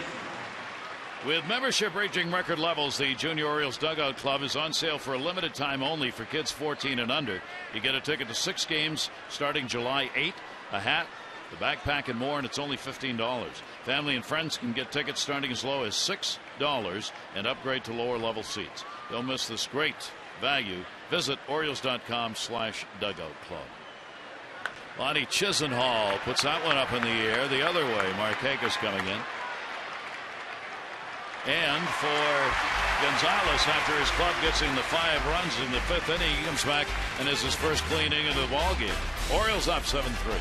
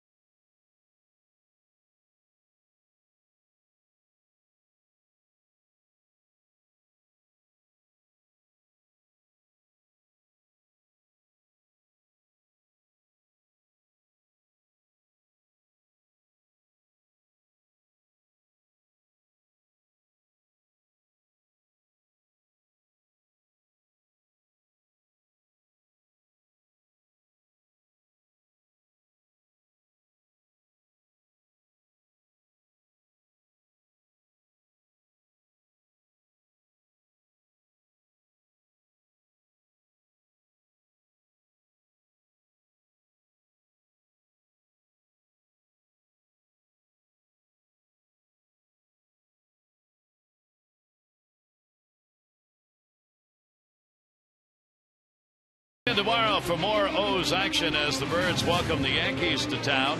Orioles have not yet announced their starter for tomorrow. David Phelps will be on the mound for the Yankees. Our coverage on MASN HD, 6:30 O's Extra, presented by Geico. The game at 7. All the access you need right here on MASN. Of course, not officially announced, but most indications point to Kevin Gausman possibly starting tomorrow. He is on the bench. We saw him earlier. Buck Showalter did want to have him available out of the bullpen if needed tonight, so we're assuming that's why the announcement was not made, but it probably will be the rookie who makes the start. Ground ball towards the middle. That'll be backhanded, long throw, and a good one.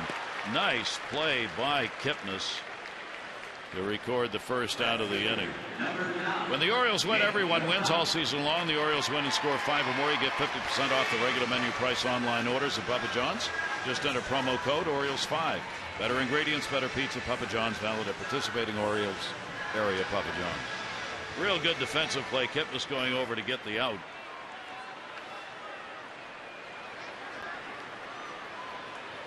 That will bring up Nate McLeod, top of the order. Flaherty finally retired. A 2-for-3 ball game, though, for Flaherty. A run scored and 2 RBIs for him.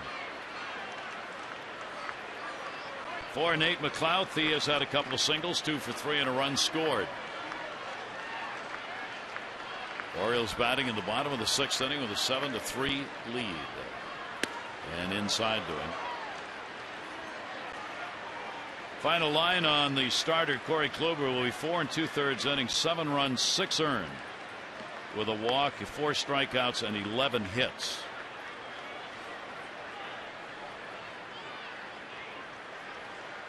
One ball, 1 strikeout, and the delivery will be fouled off the mask of Santana. Richie is on hand with his better half tonight. Carol is here, his wife. And is she celebrating a birthday? She's celebrating the birthday. So happy birthday, Carol. What does your husband do on your birthday? He brings you to the ballpark. Here's the 1-2 delivery and got him. There's the sign that was on the scoreboard between innings. I saw Carol downstairs tonight. She came in for the melanoma checkup along with Richie. That's why she was here tonight. And I asked her if she was staying for the game, and she said yes, staying, and that's a great birthday gift. Seriously, to have that skin cancer checkup, which was afforded to all of the Orioles personnel today.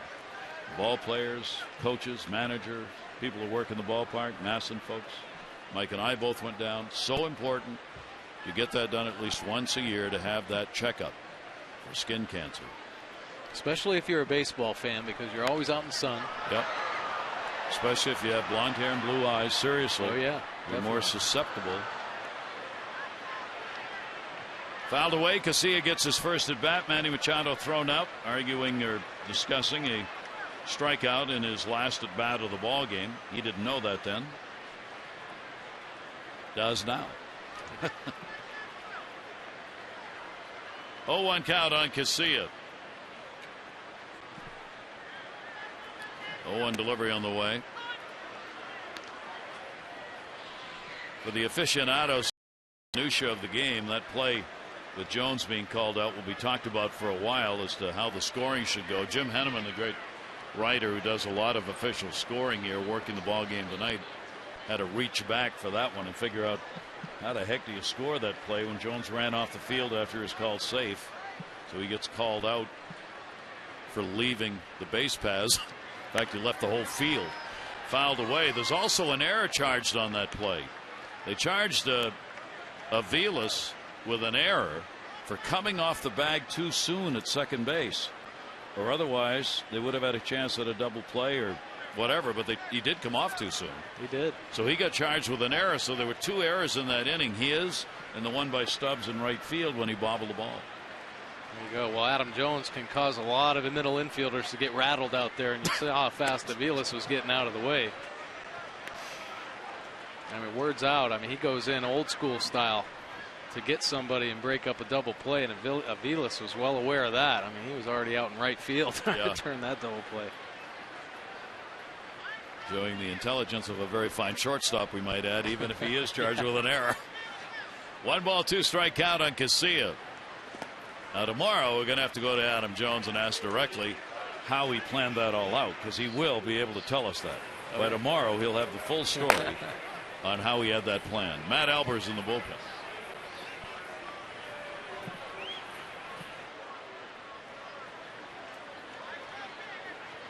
Two ball, two strike count, Casilla. Nick Hagedorn on in relief for the Indians.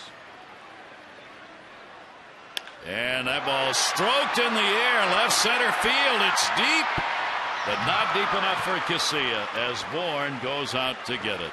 So Hagedorn retires the side in order, 6 complete here at Camden Yards, and the Orioles have a 7-3 lead.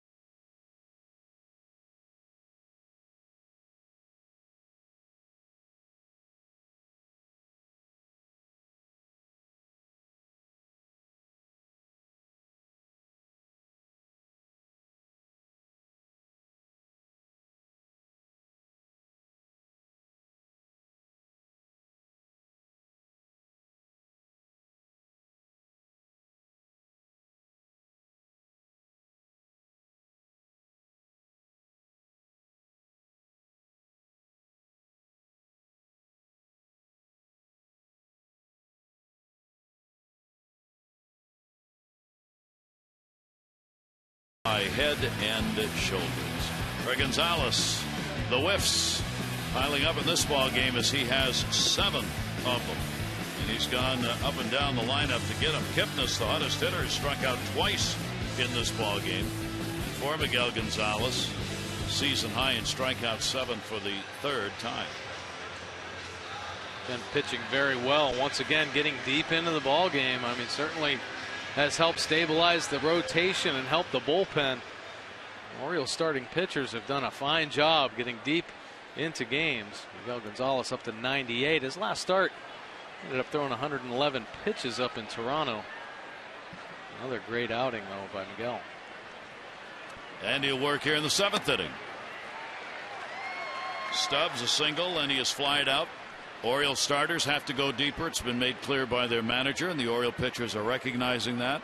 As Mike said, they've got to give some protection to this bullpen so that the innings pitched by the pen can start to come down a little bit. 0-1 delivery. Stubbs will foul it back, and Jason Hamill understood that, and he said after his start, we got to do it. It's our job to go deep into games. With how many innings our bullpen has already pitched, we have to pick up the slack there. Getting late into games gives Buck more options, and it is what we have to do. Yeah, they're certainly well aware of it, and it's not from lack of effort. Of course, every starting pitcher would love to get deep into ball games, but I've been impressed with just the way they've been going about their business here lately. There's a good look at Jason Hamill and Chris Tillman. A couple of great outings by them back to back. New season high, 8 strikeouts for Gonzalez. Here's a look at the pitch.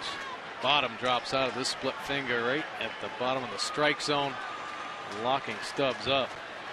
Career high in strikeouts is 9. Came against the Yankees last August.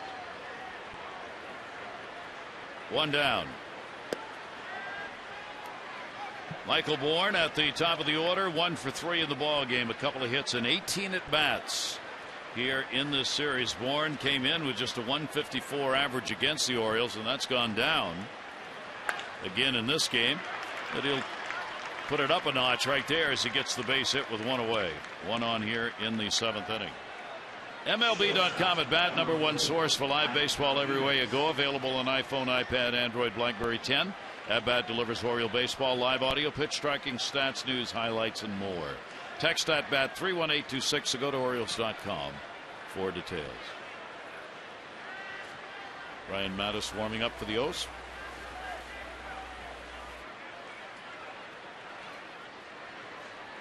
Seven-3 Oriole lead, 7th inning, 1 down. Here's Aviles. Aviles getting his 5th home run, leading off the 5th inning. He's 1 for 3 in the ball game. Both Aviles and Chisenhall with the homers, each getting their first career home runs against the Orioles. It's been the Orioles who lead the league in home runs, who have gotten it done with singles.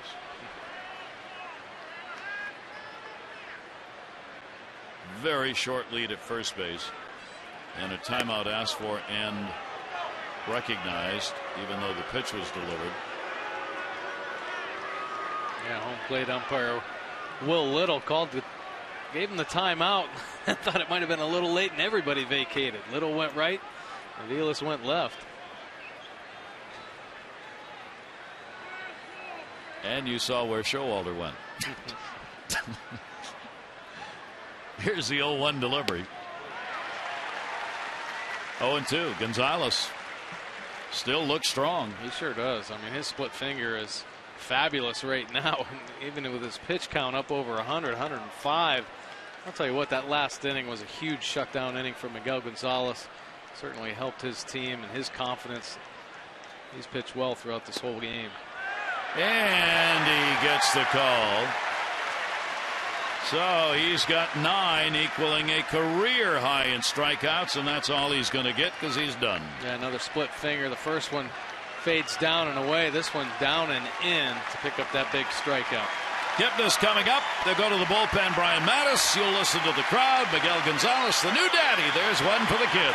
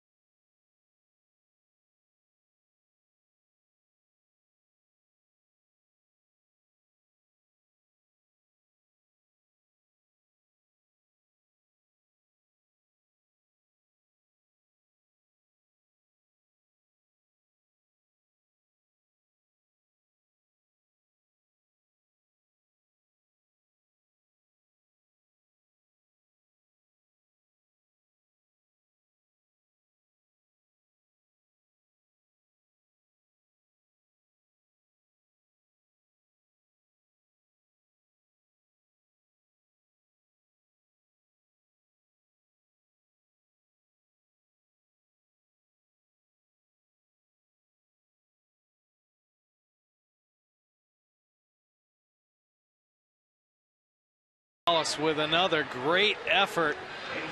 Super line for Miguel. 6 2/3 innings pitched, 9 hits, 3 runs. Of course, all 3 of them earned. A couple solo shots in there, but 9 strikeouts.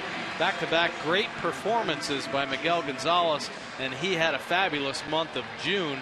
Brian Mattis now in the ballgame. This will be his 37th appearance. 3.94 earned run average, 27 Ks to 9 base on balls. Look at those lefties just hitting 143 off Brian.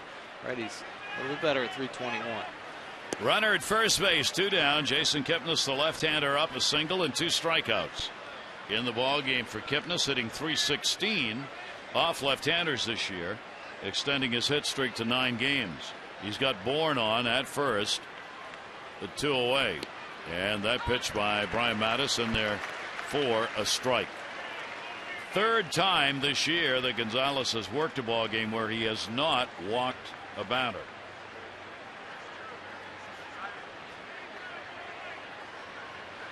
One ball, 1 strike count with 2 away.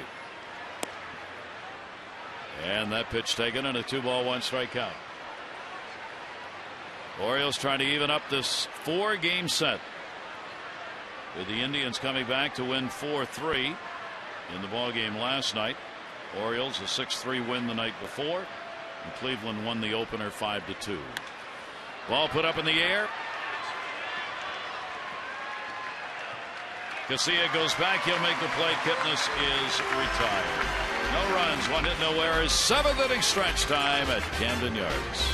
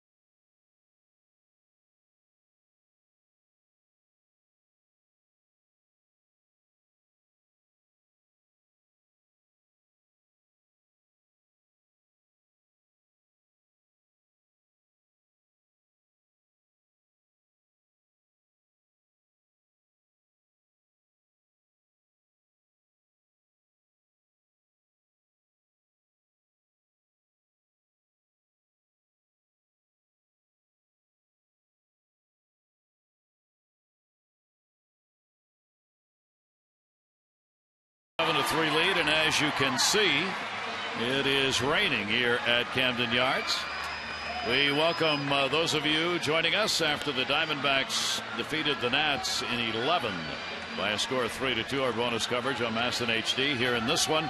Ryan Flaherty's gone 2 for 3, 2 RBIs and a run scored. The Orioles a 5-run 5th inning when they got 5 runs, 6 hits, sending 9 to the plate. Miguel Gonzalez, a great outing with a chance to win his 6th, and for the Indians, their 3rd pitcher of the ball game. And Matt Albers now comes in relief. This will be his 24th game. 2.52 earned run average, 20 Ks and 14 base on balls. Got a fastball, slider, curve, and a change.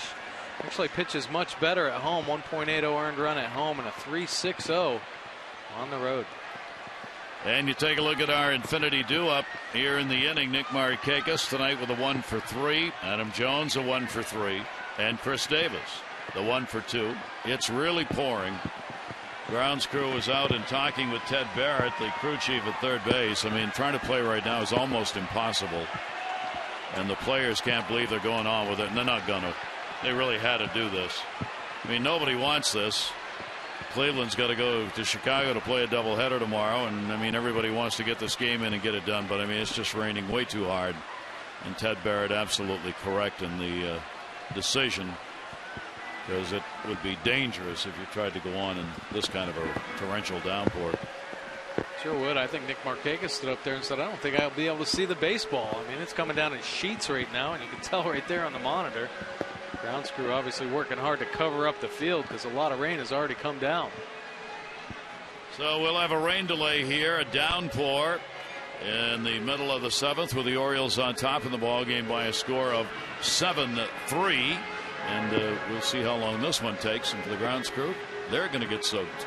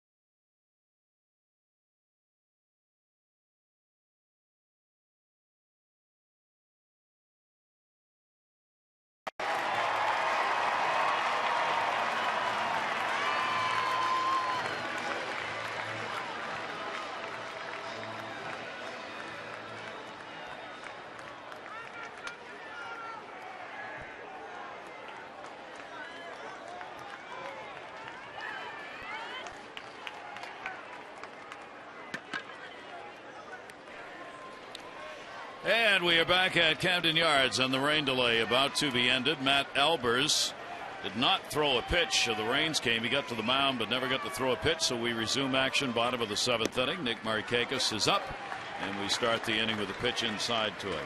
Orioles have the 7-3 lead. Rain delay, part of the 7th inning stretch time here at Camden Yards. The Orioles 7-11-0. The Indians 3-9-2. And Nick Markakis leading it off for the O's here in the bottom of the 7th has singled.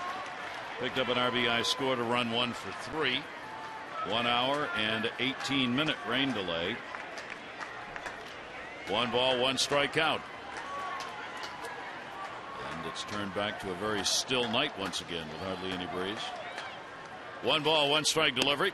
Orioles will have to go back to the bullpen as well, as Brian Mattis came on in the top half of the 7th inning, recorded the final out, and then as they left the field, the rains came, so Troy Patton's up in the bullpen. Yeah, Troy Patton been very effective for the Orioles here recently. Certainly better command of his slider and locating his fastball very well. But Matt Albers, that'll be muscled to short.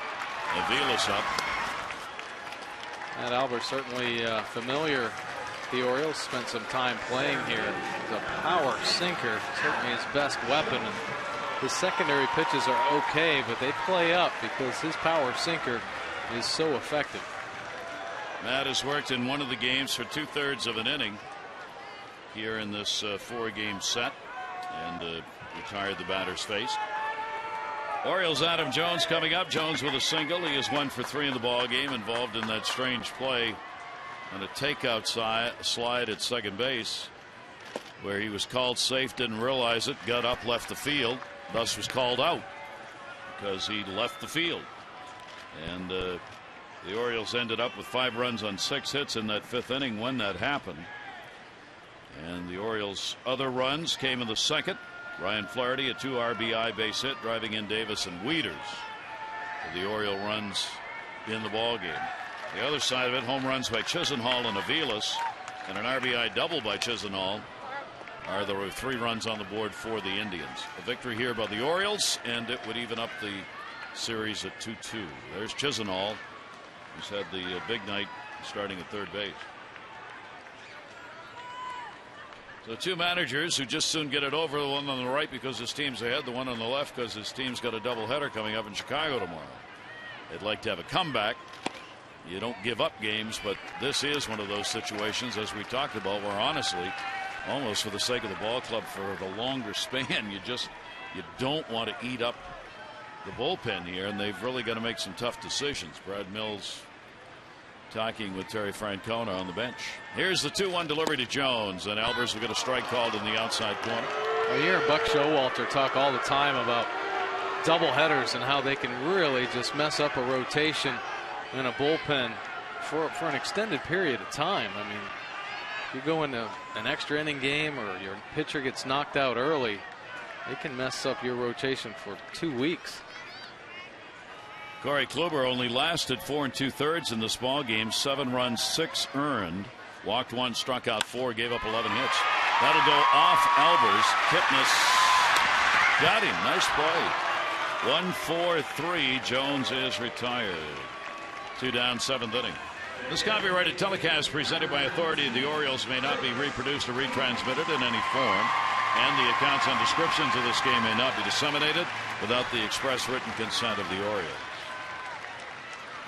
The Red Sox have won their ball game against Toronto 7-4. John Lester, whom they were hoping and praying was going to get back to form, worked 7 innings, gave up 4 runs, 5 hits, had 5 strikeouts in the ball game. Wang, a short outing for Toronto, an inning and 2/3, 7 runs on 6 hits. All the runs were earned. Toronto ended up using 5 pitchers in the ball game, and the Red Sox come away with a 7-4 win, and Lester a good performance. Yeah, it's good to see for the Red Sox that Lester pitching well, but there was some big optimism in Wang there for Toronto. He was a pickup off the waiver wire from the Yankees, and he had been pitching very well, eating up some innings, but knocked out early by the Red Sox.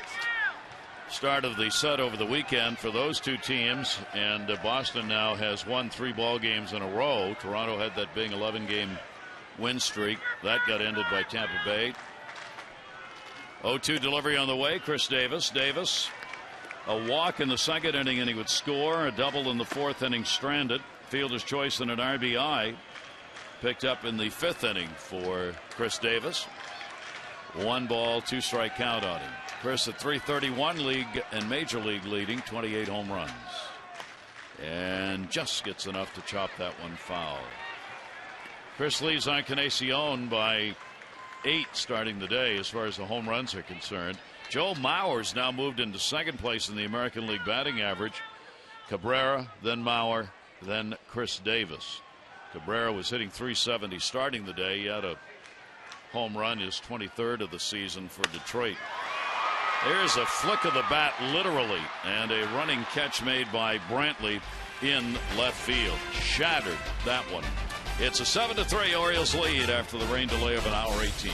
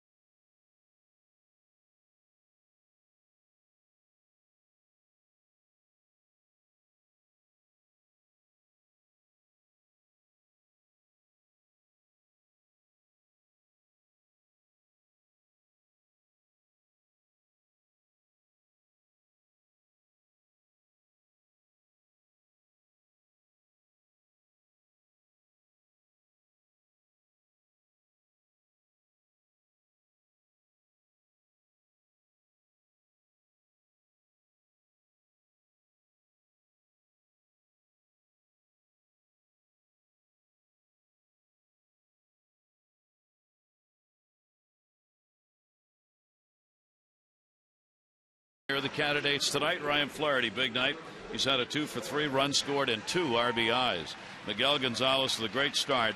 3 runs, 9 hits, 6 2/3 innings, and a chance to win his 6th. And Matt Wieters, his work behind the plate and a double, single, 2 for 3, an RBI, and 2 runs scored. Text in your vote, A, B, or C, 31826. Troy Patton to pitch. Troy Patton been very effective for the Orioles out of the pen recently. This will be his 31st appearance with a 3.93 earned run average, 24 strikeouts, 13 base on balls. Really, command had been an issue for Troy, elevating some pitches and really not commanding the slider, but recently very good, and the averages are starting to come down. Lefties now at 314, righties 282, 295 overall. So Patton will work. Mattis only a third of an inning. First reliever for the Orioles.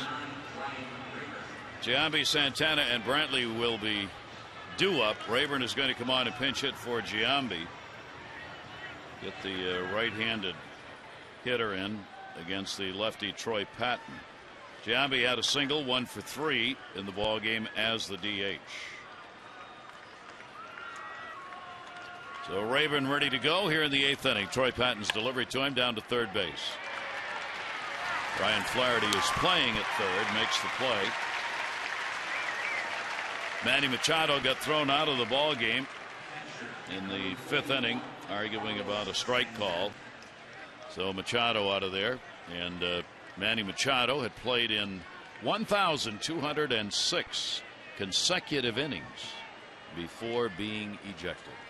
A pretty impressive run there by Manny Machado, and I'm sure he's going to start another one. Buck Showalter loves the youth of Manny Machado, and of course the way he's swinging the bat and playing great defense, can't keep him out of the lineup. Pitch will be taken for a ball. Carlos Santana. Santana's an 0 for 3 in the game, a 1 for 11 in the series. And Patton's delivery to him, that'll be fouled off outside of third base. We talk about the versatility of Ryan Flaherty. Of course, his bat coming on strong, but now moving over to third base.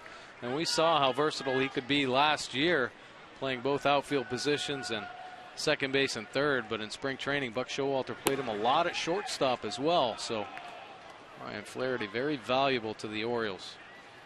2 ball, 1 strike count, 1 down. Santana with a .284 off lefties to start the day. 2-1 delivery to him, off speed pitch outside.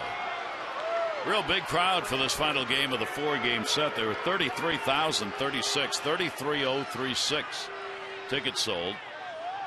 Most have gone home, obviously, after an hour and 18-minute rain delay, and we were approaching the 11 o'clock hour. But it was a great crowd.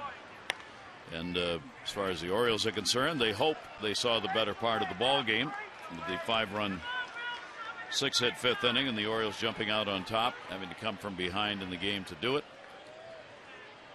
Indians got 1 in the second, 1-0. Orioles 2 in the second, 2-1. Indians tied it up in the fourth, went ahead in the fifth, 3-2. And the Orioles got that big 5th inning. 3-2 delivery and a chopper to third. Again, Flaherty.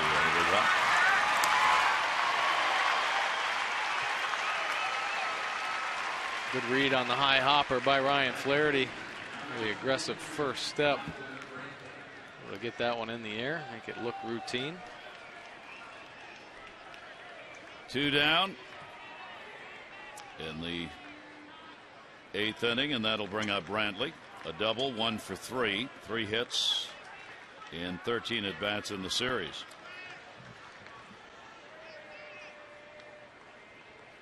The Orioles 7 runs and 11 hits, and the Indians 3 runs, 9 hits. Indians had early chances in the game they could not take advantage of. Gonzalez did a great job of getting out of a couple of jams and then really settled in. He retired 7 in a row from the 5th inning through the single by BOURN in the 7th with 1 away. Then got 1 other batter and then came out of the ball game. In the air to left field, Nate McLeod.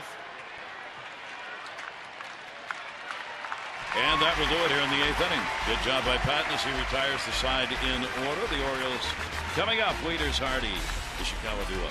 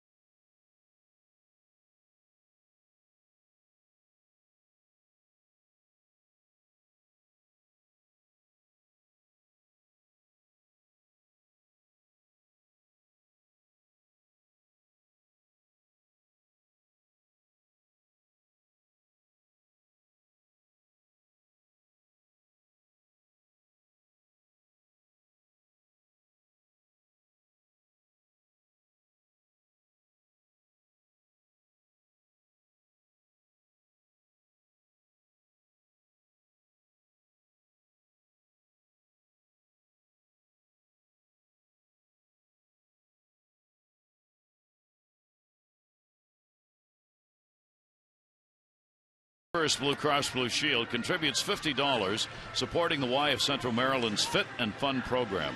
To date, the Orioles have drawn 202 walks, a total of $10,100.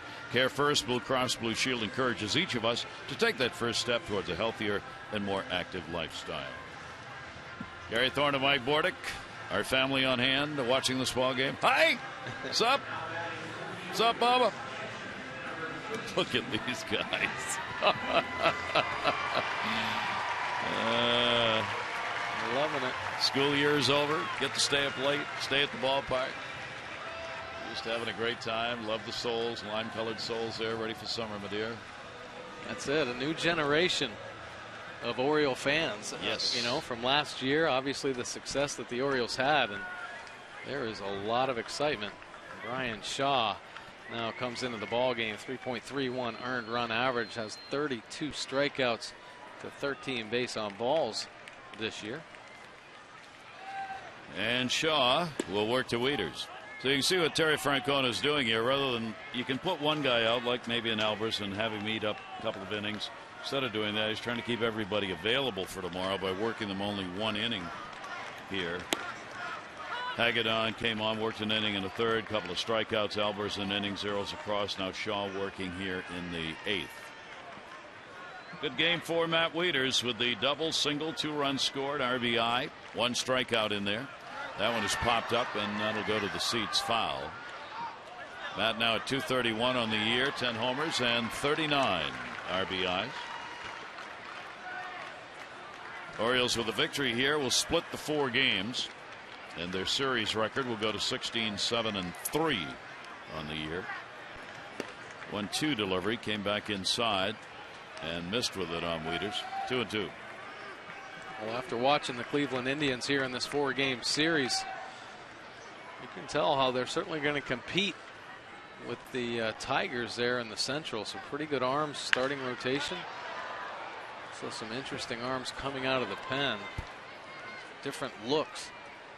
And they're just getting healthy. Yeah. I mean, they just get Cabrera back for 1 game. Their all-star shortstop back in. They've got their closer here tonight, so he's available. Perez is back. So Terry Francona is getting the players he thought he'd have back together. That'll go to second base where Kipnis will play it. Over to Mark Reynolds at first base. Wieters 1 away in the 8th inning. J.J. Hardy coming up. Speaking of J.J.'s, we want to send along a happy birthday to the Oriole closer, Jim Johnson. Jim probably not on the mound here tonight, obviously, but Jimmy celebrating his 30th birthday today. So happy birthday, Jim. Yeah, Jim Johnson still not in his prime. A lot of great years ahead of Jim Johnson. That's what I tell everyone I meet. And the pitch is taken outside for a ball, 1-0 count.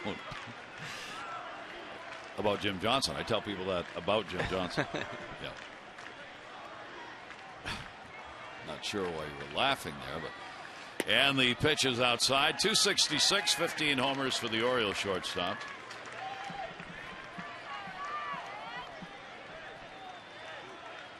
Single, RBI, 1 for 2 in the ball game, and a sacrifice. And the pitch down low. Yankees are in town.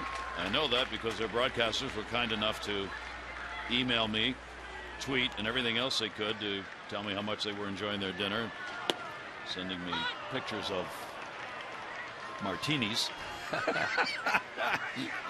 So they're in town. They'll be here for 3.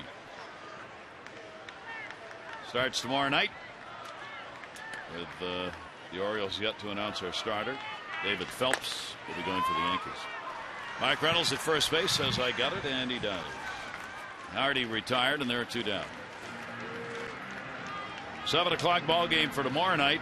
A 7:15 start for a game number 2 on Saturday, and then an 8 o'clock start ESPN Sunday night game.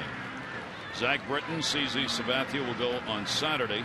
Chris Tillman, Hiroki Kuroda will make the start on Sunday.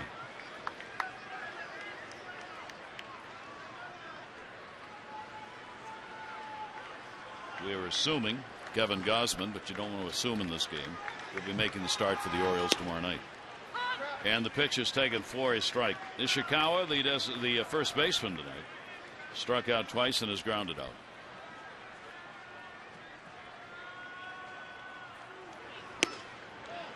Jammed him. Nope. Crew Chief Ted Barrett down at third. 1 ball, 1 strike count. Brian Shaw, real good cutter. He can rush it up there to 96. That one at 93 almost tied Ishikawa up. Ooh. Not sure where that one went, but it caught Santana. He's been getting kind of bruised and battered in this series. Second game of the series took one right off the top of the left kneecap. Oh man, hit the same knee in just about the same spot. Man.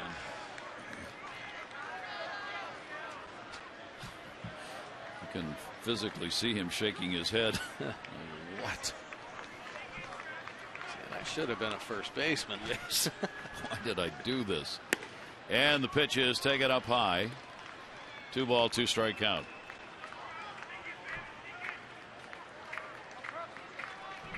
Did you have a catch? In Little League games. Did you catch the Little League? Yeah. 2-2 delivery on the way. And a close but not quite pitch. 3 ball, 2 strikes. It was like catching was great fun. You're really in the games. Like, pitching, catching, first base to me are the 3 positions where you're really in the ball game all the time. First baseman takes all those throws, gets all those putouts like this.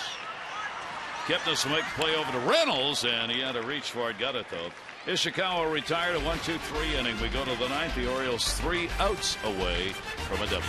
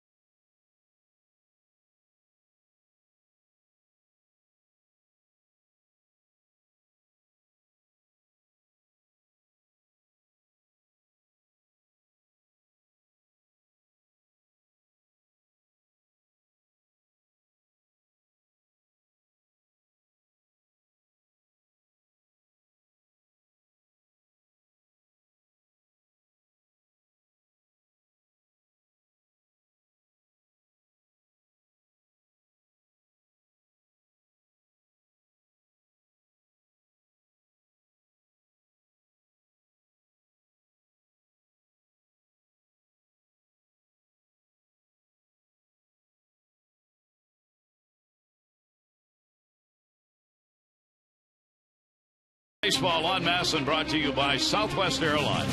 Find our fares online only at southwest.com.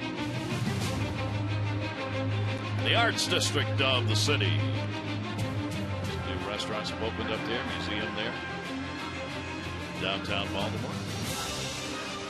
And here at Camden Yards, the Orioles are 3 outs away from putting it away for their 44th win of the season. Baron O'Day now coming into the ball game, 2.38 earned run average, 37 strikeouts. See that opponent batting average of 218. Right-handers having a lot of trouble off there at 143. Lefties been kicked up a little bit here recently to 340. In his last appearance here against the Indians, did give up that home run to Brantley. So Gonzalez right now in the winner's circle. He will be 6-3 if the Orioles maintain this lead. Corey Kluber would take the loss. He'd be 6-5. Gonzalez would go 4-0 in games here at home this season and would continue that streak to 11 starts here at Camden Yards consecutive in which the Orioles have won the ball game. Here is Mike Reynolds, and he will take the pitch for a strike. Reynolds an 0 for 3 in the ball game. Chisenhall and then Stubbs due up. Reynolds at 232, 14 home runs.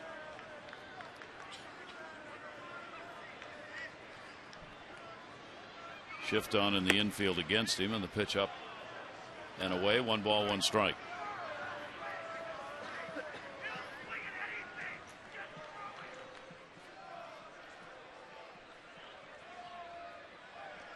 Orioles and Indians are going to meet once more in a 3-game series that will take place in Cleveland. The Orioles' only trip there this year. That is in there for a strike.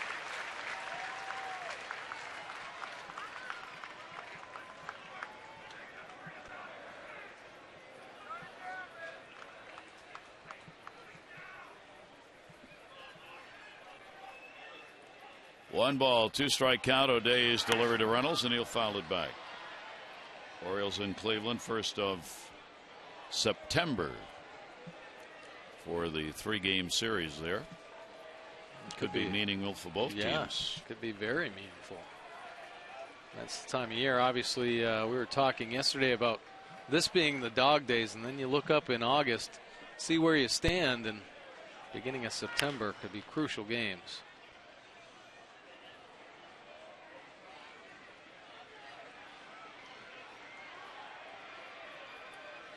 Just looking here, the Orioles' final 20 games of the year are against division opponents. So they get a shot at everybody, and vice versa. Yankees, Toronto, Boston, Tampa Bay 4, Toronto, and Boston again. 1 ball, 2 strike count on Reynolds. Had to pull the arms in a little bit, so just missed getting enough of that one. McLouth in left field puts it away. Well, let's update you in the voting for the AT&T Player of the Game. Miguel Gonzalez right now on top. Still time to text in your vote, A, B, or C. 31826. The results coming up on the O's Extra post-game show.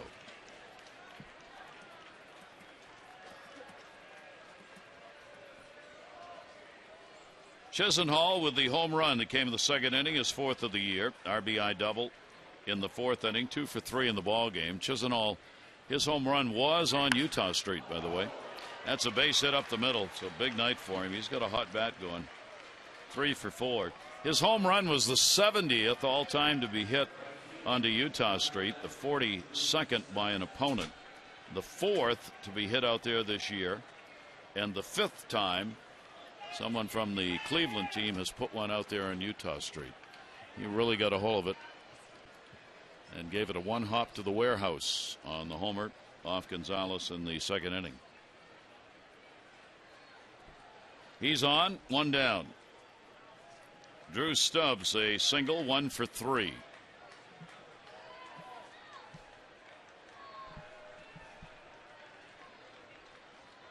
O'Day winds it in for a strike. And Darren O'Day still having a hard time with the lefties. Chisenhall drives that one back up the middle, but I saw those numbers still so effective off right-handed hitters. Tough to get on that slider as it sweeps across the plate, and he has great command. Start him off with one inside and then able to work that outside corner, and very effective expanding that plate, moving it off the plate as well to get some chases. O'Day gets it to an 0-2 count with 1 down. Danny Valencia talking about hitting over there with Wayne Kirby. Here's the 0-2 pitch, and outside. 1-2 on Stubbs. Bourne the leadoff batter. Due up next.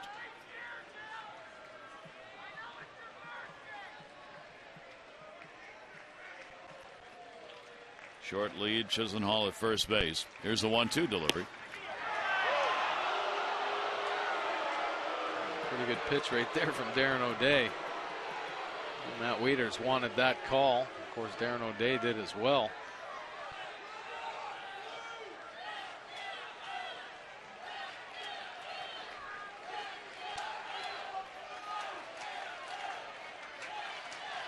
O'Day trying to get this done with a minimum amount of work here as far as number of pitches thrown.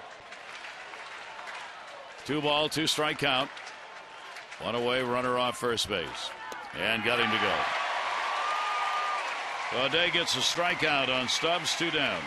A perfect location with this slider after just missing with a fastball. He comes back with a pitch that looks like a fastball on that outer third, but it takes off down and away to get Stubbs swinging. 2 away, 9th inning. Orioles 1 more for the victory in a split of the 4-game set against the Indians.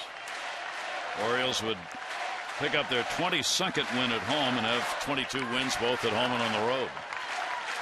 And Bourne takes it down low. Michael Bourne a single in the 1st, single in the 7th. 2 for 4 in the ball game, but it's been a tough series for him. He's had 3 hits and 19 at bats and has not been able to get on at a time when his speed could be used. 1-0 delivery. Takes it for a strike. Really been a big part of the series, keeping BOURN off the bases, because he can really wreak havoc out there. A great base stealer, put a lot of pressure on the defense. They really neutralized him at the top of the order. 1 ball, 1 strike, 2 down. 1-2. Those of you in Australia still watching, good for you. We're going to go home. You're going to work. It's tomorrow there already. Part of this night has felt like it's tomorrow here, with an hour and 18-minute rain delay.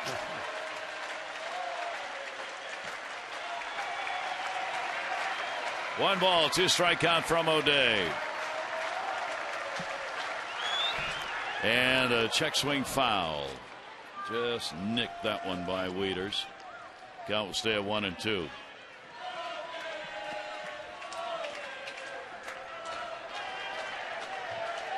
A famous Harry Belafonte tune, O'Day, O'Day.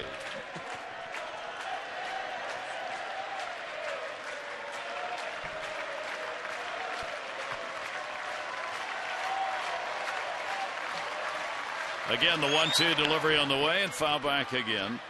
Chisenhall taking off from first base. He'll head back.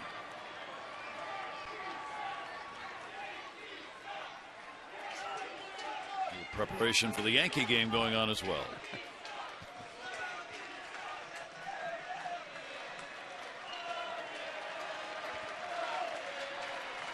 Versatile crowd, you might say.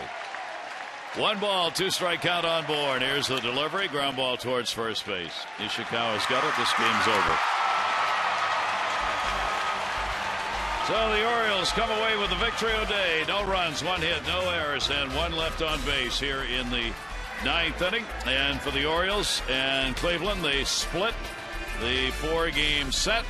7-11-0 for the Orioles, 3-10-2 for the Indians. The winner is going to be Gonzalez, 6-3. Kluber takes the loss. He is 6-5. No save in this ball game. We'll be back to wrap it up.